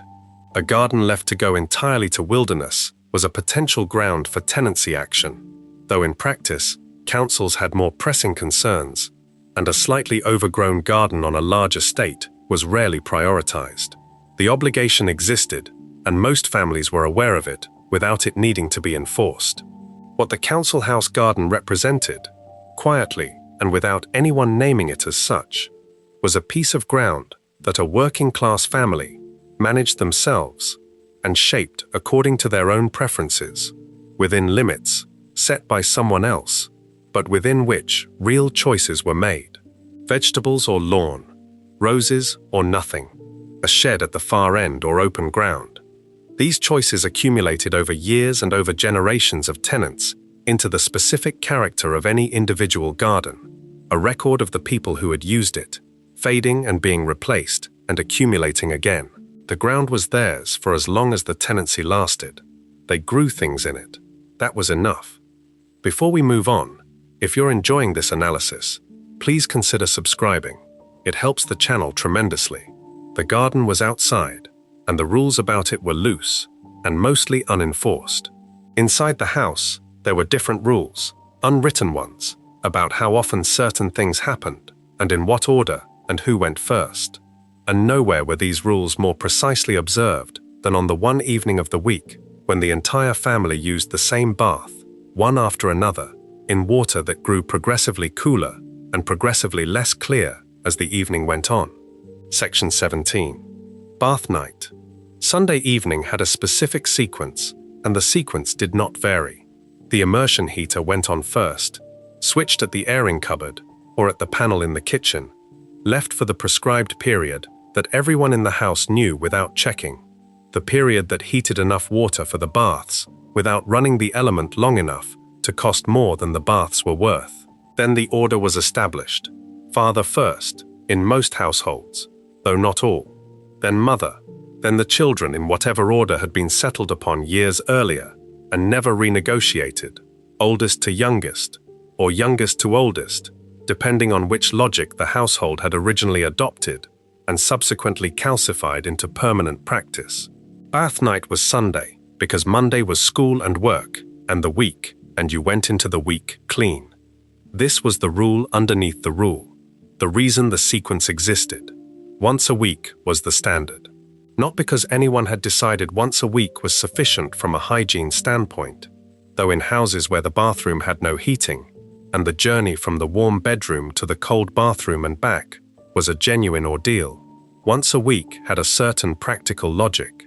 It was once a week because that was what it had always been, because the generation that had grown up carrying water to a tin bath in front of the fire had established a rhythm that persisted long after the tin bath had been replaced by a proper bathroom with a proper tub and a proper tap. The bathroom in a council house of the 1970s was not a room designed for lingering. Tiled walls, cold to the touch, even after the bath had been running for several minutes. A floor that was either lino or tile, and was cold in a way that had to be managed by a bath mat, usually a thin one, placed precisely in front of the tub. No heating of any kind in most bathrooms of this era, a design decision that seems extraordinary in retrospect and was simply accepted at the time. You got in, you did what needed doing, you got out as quickly as the process allowed, and you moved as fast as possible back toward whatever warmth the rest of the house was offering that evening. The water, once you were in it, was a negotiation between how hot the immersion had got it and how long it had been sitting in the tub before you arrived. Father's bath was the hottest. By the time the youngest child was in, the water had given up a substantial portion of its heat to the room and to the previous occupants, and was warm rather than hot, tepid by the end, if the interval between bathers had been long enough. The depth of the water was also subject to a logic that was never explained. Enough to be useful, not so much as to be wasteful. The line between those 2 points was understood without discussion. Washing hair was a separate operation from the bath itself, and one that was managed with considerably more deliberation. Shampoo, in the 1970s council house, was a functional, rather than an abundant product. A small bottle lasted. You didn't use more than was needed. Hair was washed over the bath or over the kitchen sink, rinsed with a jug or with the detachable showerhead that some tubs had fitted, dried with a towel, and then, if there was a hairdryer in the house, with that, though a significant proportion of households managed without one, and hair was dried near the fire instead, the warmth of the coal fire doing the job that the appliance would eventually take over. The tin bath itself had not entirely disappeared from council estate life in the 1970s. Older properties, converted or modernized only partially, might still lack a proper bathroom. As recently as the early 1970s, there were local authority properties in Britain that were being improved to include indoor bathrooms for the first time, the bath previously having been a zinc tub brought out weekly in front of the fire. Children growing up in houses where the modernization had already happened knew about the tin bath primarily through grandparents, through stories about the order of bathing and the water by the end, and the cold of the kitchen floor, told as history that was not very distant history at all. The sequence on Sunday evening was reliable and complete and entirely unremarkable. The immersion on, the order established, the bathroom endured, the week ready to begin. Nobody called it a ritual. That was simply Sunday night. Not every house on the estate was a house in the conventional sense. Some were something slightly different, lower to the ground, and more self-contained, built in a hurry after the war, from materials that were never intended to last more than a decade, still standing 30 years later, still housing families who had grown entirely attached to them and did not want to leave. Section 18. The prefab. From the outside, it looked different from the brick houses on the streets around it. Lower, for one thing, sitting closer to the ground than a standard 2-story terrace, with a shallow pitched or flat roof that collected weather differently, and a construction that had a faint quality of impermanence, even after decades of permanence, as if the building had not quite committed to being a building in the same way that brick buildings committed. Inside, it was warmer than you expected, and better equipped than the houses it sat among, with a fitted kitchen that had arrived from the factory already assembled, and a bathroom that worked, and a layout so compact and considered that nothing was wasted and everything had its place. The prefabricated house, universally known as the prefab, had been conceived in 1944 by Winston Churchill's wartime coalition government as an emergency response to a housing crisis that the end of the war was going to make dramatically worse. Bombing had destroyed or damaged hundreds of thousands of homes. Returning servicemen needed somewhere to live immediately. The Housing Temporary Accommodation Act of 1944 set aside a budget of £150 million for the construction of prefabricated homes with a planned lifespan of up to 10 years.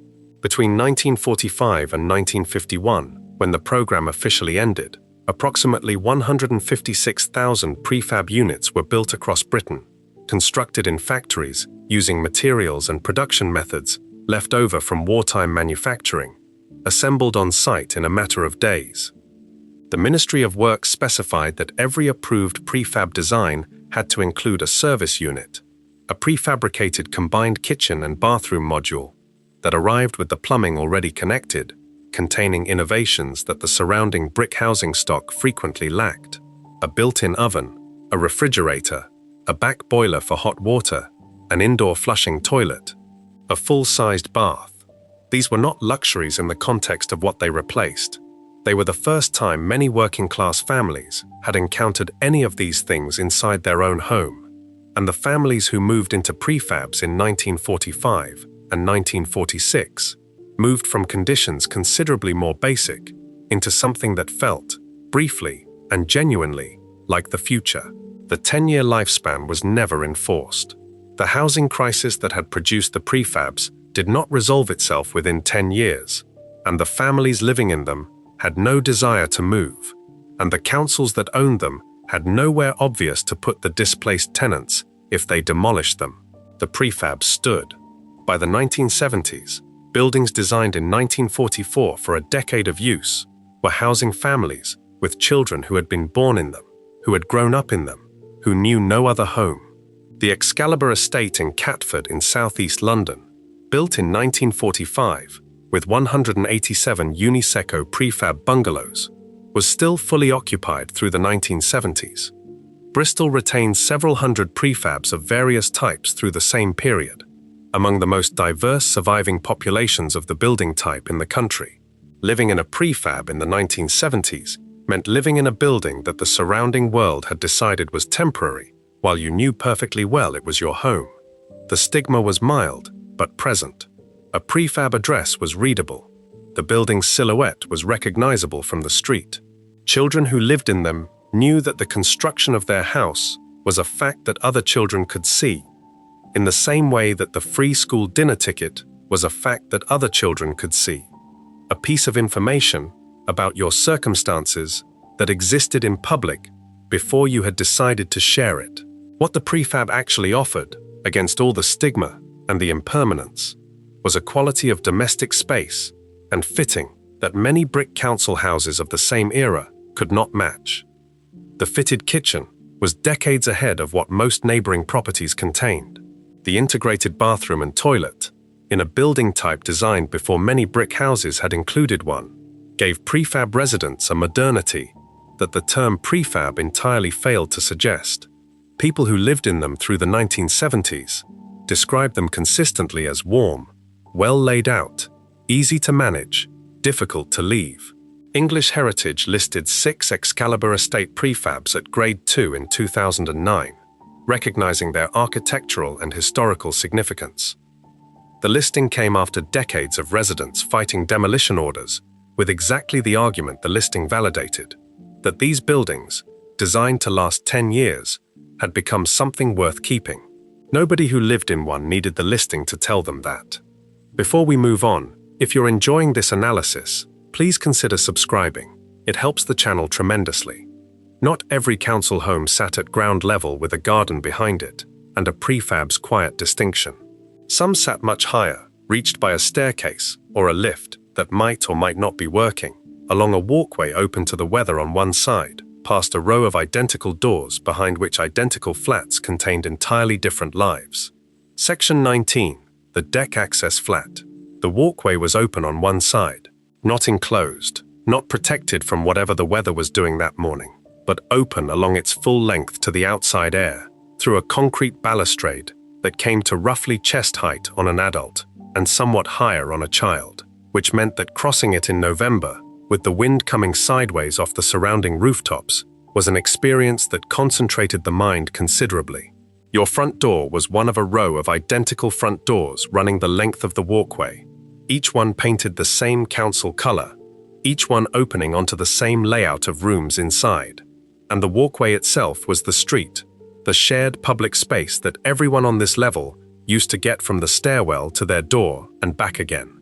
Deck access housing, the design principle of connecting individual flats along an external walkway rather than through interior corridors, had arrived in British social housing in significant numbers through the 1960s as councils searched for ways to achieve the housing densities that tower blocks offered without the social problems that tower blocks were already beginning to produce.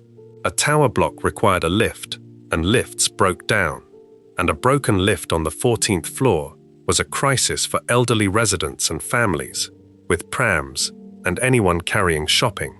A deck access block of 4 or 5 stories could be reached by staircase, and the walkway distributed the flats along a horizontal plane rather than stacking them vertically, which its advocates argued produced a more neighborly environment, something closer to a street in the sky than a tower in the air. The theory was not entirely wrong. The walkway did function as a street in certain ways. Neighbors knew each other because they passed each other every time they left or returned. Children played on the walkways in the way that children in the street played in the street, using the shared public space as the territory that the absence of a private garden might otherwise have left them without. Women talked across the balustrade to women on the level below, conversations conducted between floors that produced exactly the kind of informal social network that the designers had hoped the horizontal layout would encourage. What the theory had not fully accounted for was the weather. The open walkway was an excellent idea in architectural drawings, and a considerably more demanding reality in a British winter. The wind that moved along a deck access walkway in January had nothing to interrupt it between the stairwell at one end and the furthest flat at the other, and the interruption it found when it reached the furthest flat was only the end wall from which it bounced and came back. Every front door on the walkway faced this wind directly. The gap at the bottom of every front door, standard in residential construction of the era and not designed with exposed deck access in mind, admitted a draft that made the hallway of the flat considerably colder than the hallway of an equivalent house, and the hallway of the equivalent house was already cold enough. The lifts, where the block had them, broke down with a regularity that the housing department's maintenance records would have confirmed if anyone had looked at them systematically. A broken lift was logged, reported, and added to a queue of repairs that moved at the pace of a local authority maintenance department operating under the budget constraints of 1970s Britain, which was not a fast pace. In the interim, you used the stairs. This was fine for the second floor, and increasingly less fine for the fifth, and for elderly residents or anyone carrying a pushchair or heavy shopping. It was less fine still at any floor above the first. The sociologist Alice Coleman published a detailed study of British public housing in 1985, drawing on research conducted through the preceding decade, in which she identified deck access design as one of the features most strongly associated with social disorder on estates. Her argument, which was contested but influential, was that the shared walkways and interconnected spaces of deck access blocks created what she called confused space, territory that belonged to everyone in principle, and therefore to no one in practice, that could not be overlooked by residents, and therefore could not be informally policed in the way that a conventional street could be. The walkway, on this analysis, was the problem rather than the solution. Whatever the theoretical merits of that argument, the lived experience of a deck access flat in the 1970s was simply the lived experience of a flat, with a walkway instead of a path, and a stairwell instead of a front gate, and neighbors whose doors were close enough that you could hear through them on a quiet evening without trying. You knew everyone on the walkway. You had no choice about that. Whether you lived in a flat on a walkway or a house with a garden, the commercial geography of the estate was the same.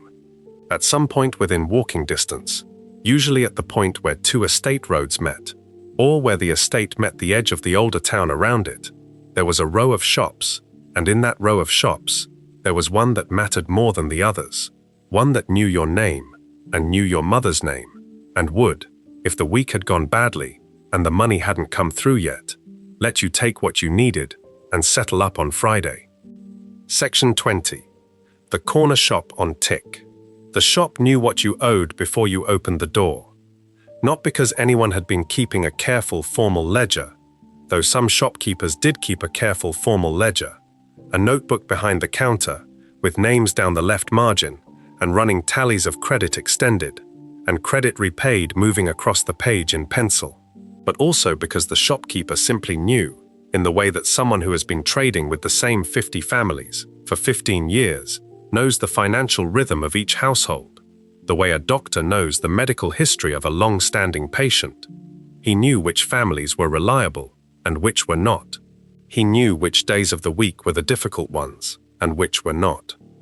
He knew which your mother would be in on Friday to settle, because she always came in on Friday to settle, and he knew that what she bought on Wednesday was bought on the understanding that Friday was coming. Tick was the word. To be on tick meant to take goods on credit, to be given what you came for today in exchange for payment at a future point that both parties understood without needing to negotiate each time.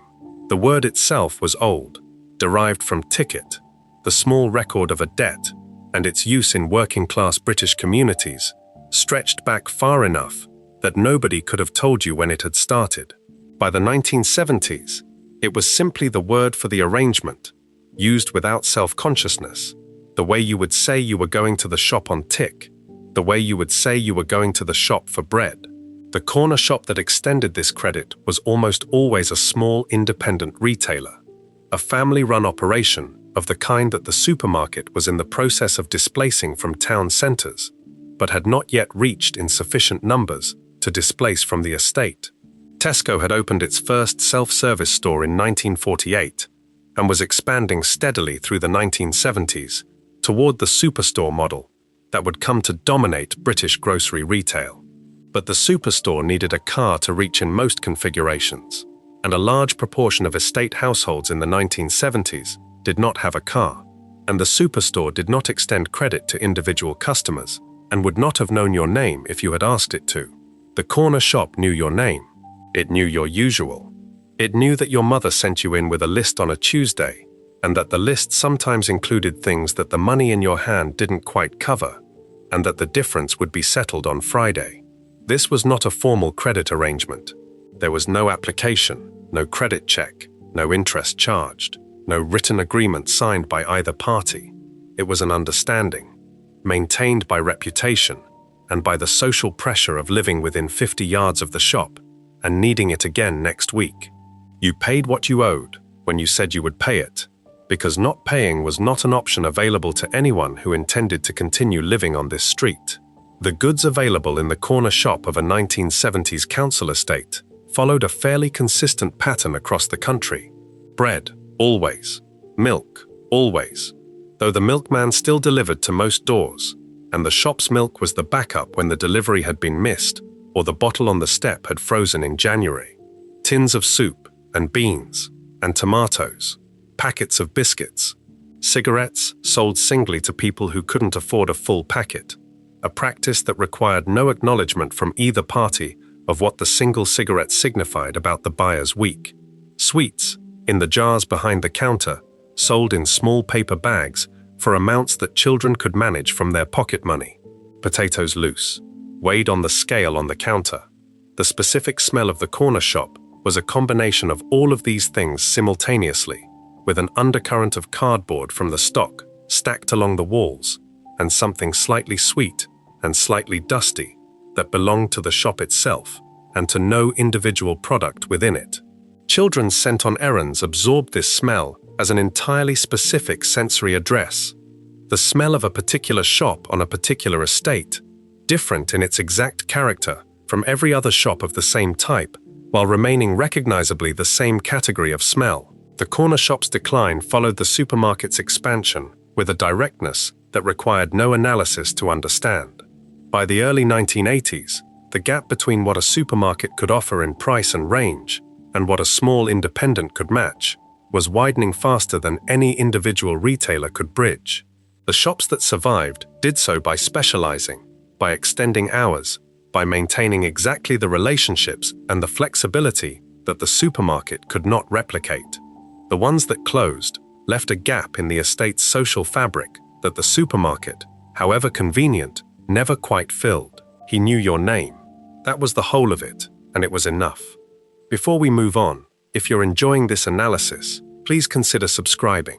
It helps the channel tremendously. The shop knew what the family needed. The family knew what the shop could provide. Between those two pieces of knowledge ran a line of credit and trust that required no paperwork and no interest rate, and nothing more formal than a name written in pencil in a notebook behind the counter. Managing what the family needed and what the family had was a constant and daily exercise, and nowhere was it more visible than in the clothes the children wore, which were almost never bought new, and almost never bought for the child who was wearing them. Someone had worn it through a winter already, possibly two, and before you, it had belonged to your older brother, or your cousin, or the child 2 doors down whose mother had passed it along when it no longer fitted, folded, and handed over the fence, or brought round in a carrier bag on a Saturday morning without ceremony. It fitted you approximately. Not perfectly, because it hadn't been bought for you and wasn't going to be, but approximately, which was close enough. You wore it to school on Monday, and nobody said anything about it, because half the children in the classroom were wearing something with a similar history, and everyone understood this without it being acknowledged. Hand-me-down clothing was not unique to the council estate, and was not unique to the 1970s. It was a practice as old as clothing itself, the straightforward logic of passing a functional object to the next person who needed it, when you had finished needing it yourself. What made it specific to this place, and this decade, was the density of the network through which clothes moved. On a council estate where families had lived near each other for years, where children of similar ages grew up together across adjacent streets, where the women who managed the household budgets knew each other's children and their approximate sizes, the informal textile exchange that operated between households was continuous and largely invisible, running beneath the surface of daily life without requiring any formal arrangement. Your mother knew which neighbor's child had recently outgrown something useful. The neighbor's mother knew it too. The conversation, when it happened, was brief and practical. A question about whether the coat was still needed. An answer indicating it was not. The coat appearing the following day, laundered and folded. This exchange was conducted without the language of charity, and without the awkwardness that the language of charity would have introduced, because both parties were operating within a system they both used, giving in one direction this week and receiving in another direction next month, the balance shifting constantly across a network too large and too informal to track. School uniforms operated under particular pressure within this system. The cost of a full school uniform, bought new at the start of each academic year as a child grew, was a genuine financial burden on a household with several children and a single wage coming in. Grey trousers or skirt, white shirt, school jumper in whatever color the school required. Shoes that were leather rather than plastic because leather lasted and plastic didn't. A child who grew 1.5 inches between July and September needed new trousers in September, regardless of whether the budget had anticipated them, because school required the uniform, and the school would notice if it wasn't right. The solution was the hand-me-down operating in advance. A family with an older child and a younger child managed the uniform question partly by buying slightly large for the older child and waiting for the younger child to grow into what the older had outgrown. Shoes were bought a size large for the same reason, worn with thicker socks until the foot caught up, which it always did, and usually faster than expected. The specific discomfort of a shoe a size too large, the slight slippage at the heel with every step, was so universal among council estate children of this era as to be practically a shared physical memory. Marks & Spencer and British Home Stores sold school uniform components of sufficient quality to survive the hand-me-down journey intact, which was the relevant measure of quality in this context. A jumper that lasted one child for a year and then another child for a further year, and came out of both winters still wearable, was a better purchase than a cheaper jumper that lasted one child for 6 months and then fell apart. This calculation was made instinctively and without being named, part of the broader household logic that valued durability over price in any item expected to circulate. The arrival of cheap disposable fashion through the 1980s and 1990s gradually changed the economics of hand-me-down clothing without eliminating the practice entirely. Clothing that cost very little new was harder to justify passing on when it had worn, and the social calculation around second-hand clothing shifted as new clothing became more accessible. The hand-me-down network contracted without disappearing, persisting in families where it always had, and retreating from the broader neighborhood exchange that had once been unremarkable. The jumper was warm, and it fitted approximately, and it had been worn before. That was all that mattered, and all that needed to be said.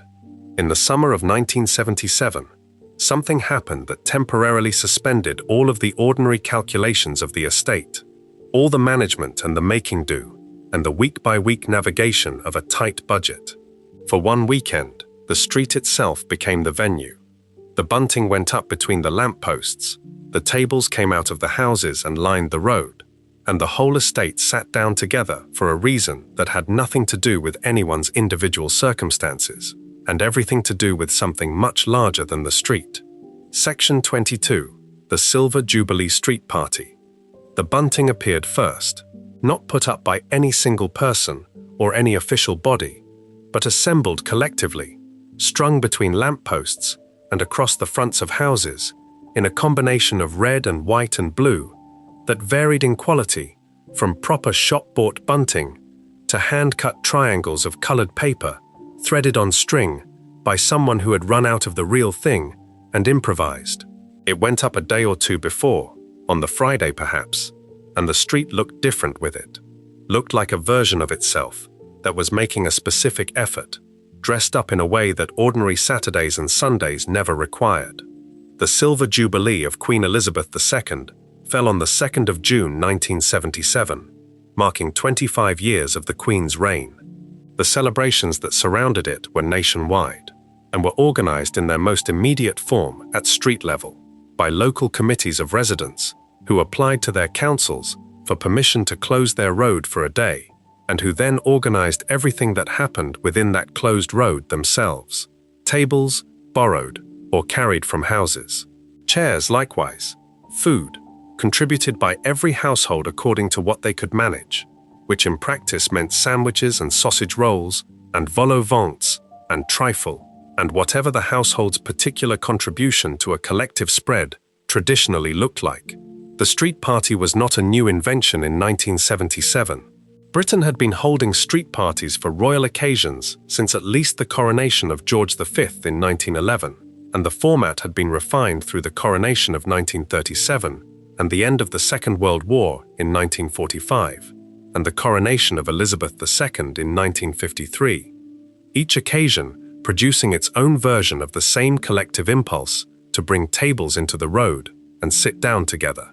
By 1977, the format was so established that most people over a certain age knew instinctively what was required, which was tables and food, and some form of competition for the children, and some form of music, and crucially, the suspension for one afternoon of whatever divisions or distances ordinarily existed between households on the street.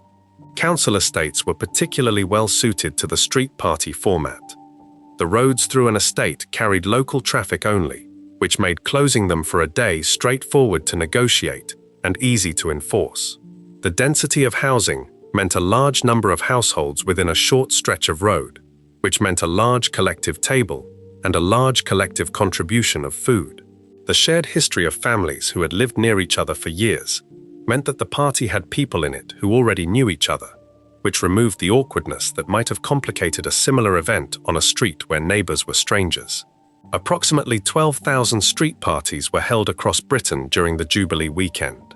The government had made it administratively easier to close roads for the occasion than was normally the case, recognizing that the logistics of permission and traffic management would otherwise have suppressed the number of events.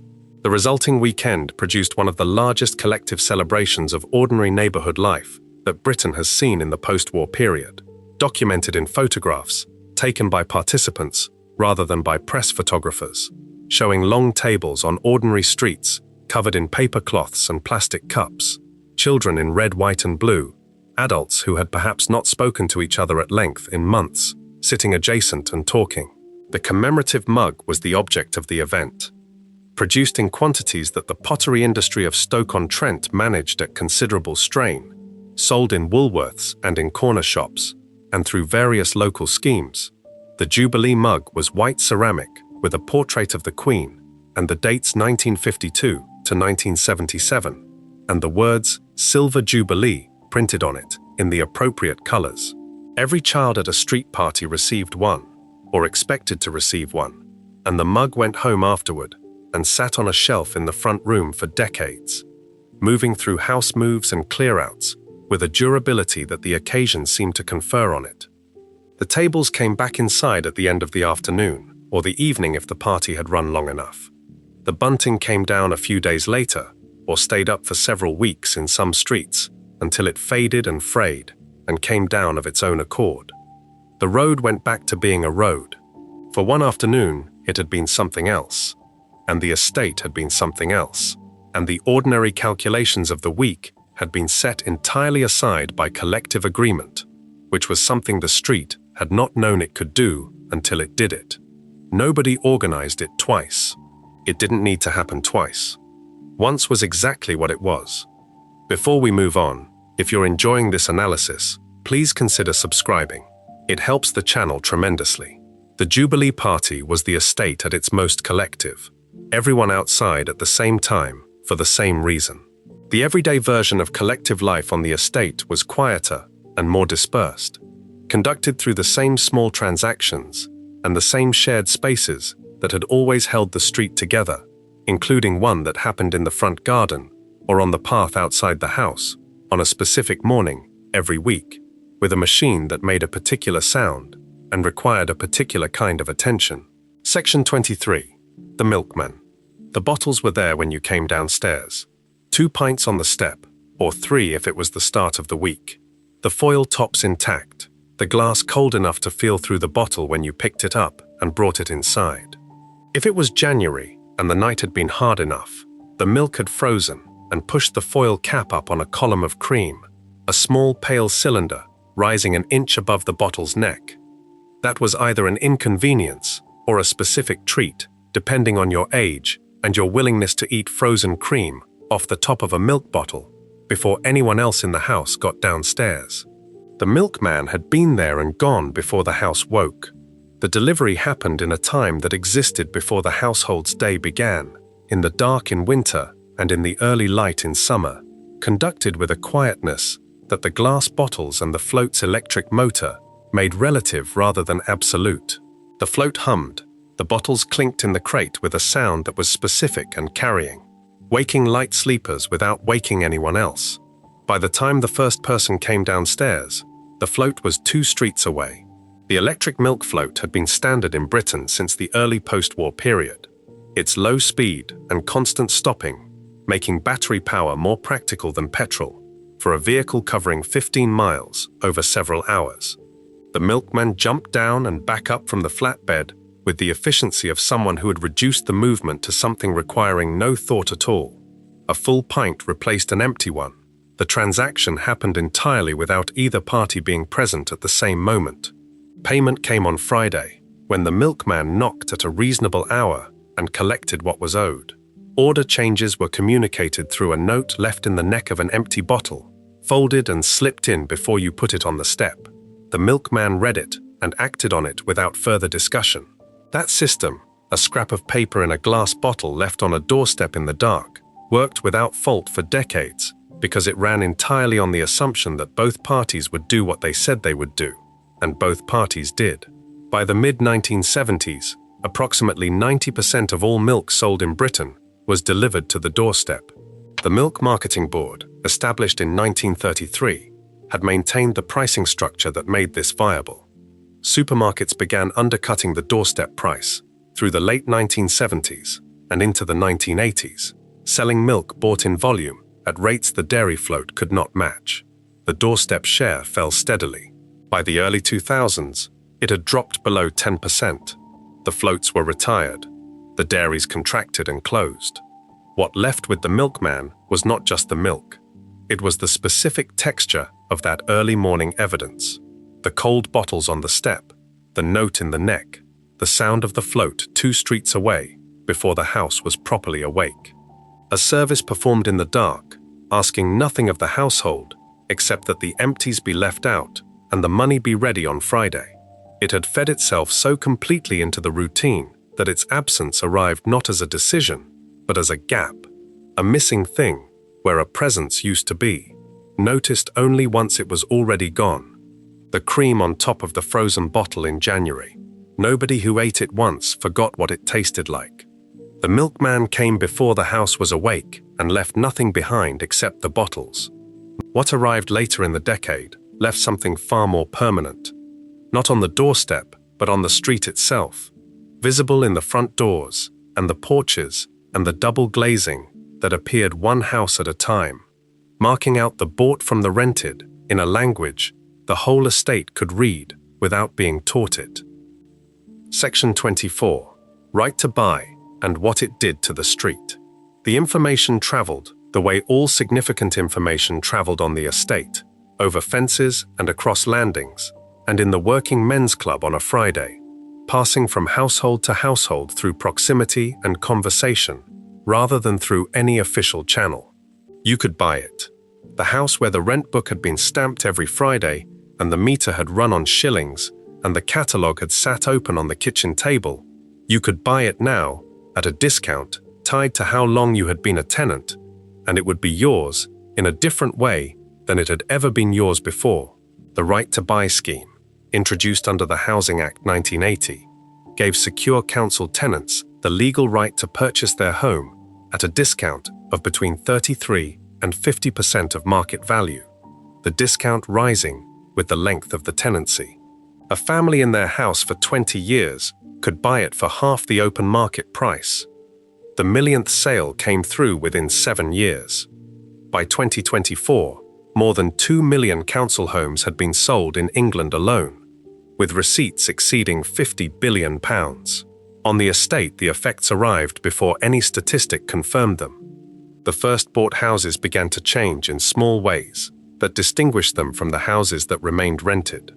A new front door, in a colour the council would never have chosen, a PVC porch enclosing the step, double glazing in windows that still had single glazing on either side, a satellite dish, a painted render the tenancy agreement would have prohibited. These were the marks of ownership accumulating across the street over years, a visible patchwork of bought and rented that anyone could read without being told how. The discount was funded by selling the asset below value, which meant councils received less than the houses were worth and were restricted from using the receipts to build replacements. The stock was not replenished. The waiting list for what remained grew longer. The properties that private buyers had not chosen, the deck access flats, the system-built blocks, the less desirable addresses, became the bulk of what was left, allocated to households in increasingly acute need. The social mix that had once characterized the better estates, working families, across a spread of incomes living on the same streets, began to narrow in ways that took years to fully understand. None of this was visible to someone standing on the street in 1982, watching the first front door change color.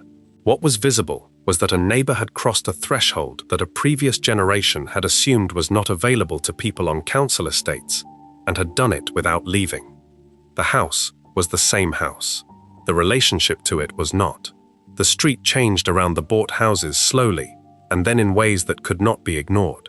The corner shop changed hands. The working men's club emptied. What had been a community of people managing similar circumstances became something more stratified. The uniformity of council paint no longer covering the differences that had always existed, but were now, for the first time, permanently visible. The front door was a new color. That felt like enough, at the time. Before we move on, if you're enjoying this analysis, please consider subscribing. It helps the channel tremendously. Right to Buy changed who owned the houses. What it could not change was what it had felt like to grow up in one.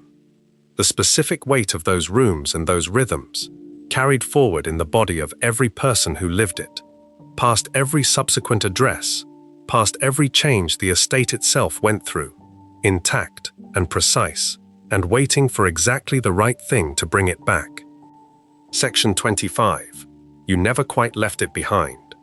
Decades pass, and you live somewhere else now. The mortgage is yours, or the rent is private, and the landlord is not a council, and the front door is a color you chose yourself.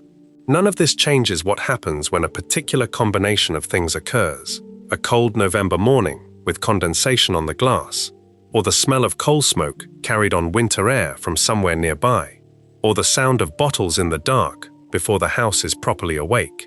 Something locates itself immediately and precisely in a place that is not this house and not this street. It locates itself in a room that no longer exists in the form you remember it, on an estate that may have been demolished or transformed or simply aged past recognition since the decade when it was simply home. This is not nostalgia in the vague and general sense. It is more precise than that and more physical. It is the body recognizing something before the mind has caught up with it, a sensory signal arriving ahead of the memory that explains it. The coal fire, the quality of light in a front room built around a single source of heat, the sound the coin made going into the meter, and the silence that came just before it. These are not memories in the ordinary sense. They are recordings made below the level of deliberate attention, during years when the house was simply the house, and everything in it was simply how things were, and they play back with a fidelity that more consciously stored experiences rarely match. By the late 1970s, almost a third of all households in Britain lived in social housing. That proportion of a country's population sharing a broadly similar domestic experience, the weekly rent, the cold bedroom, the catalogue on the kitchen table, the washing line on Monday, the corner shop that knew your name, represents something that has been slow to receive the attention it deserves, partly because the people who lived it were not, by and large, the people who wrote the histories. What those systems shared was scale that was human rather than institutional. The rent collector knew your mother's name. The catalogue agent lived 2 doors down. The corner shop knew what you owed and trusted you to settle it. The milkman read the note in the bottle and adjusted the order without being asked twice. These were not primitive arrangements waiting to be replaced by something better. They were systems that worked through people rather than around them, and what they generated as a byproduct of their operation was a texture of neighborhood life that more efficient systems were never designed to produce and have not produced. Somewhere in the adult who grew up in one of those houses is the child who stood in the airing cupboard on a cold afternoon with the warmth of the cylinder against their back, who knew without being told that the shillings in the pot were not to be touched for anything else, who wore the jumper that had been worn before, who went out when the morning was decent and came back when the streetlights came on, and understood, without needing it explained, that the street and the hours in it were entirely theirs. None of it was called anything. The rent book was the rent book. The fire was the fire. The man on Friday was the rent man. The street was the street, and it was yours, and the house behind you was the house, and it was home, and all of it, the cold and the coins and the colored ticket, and the cream on the frozen bottle, and the jumper that fitted approximately, was simply Tuesday. It was simply the house. It was simply how things were. If you enjoyed this video, make sure to subscribe. Thanks for watching, and I'll see you in the next one.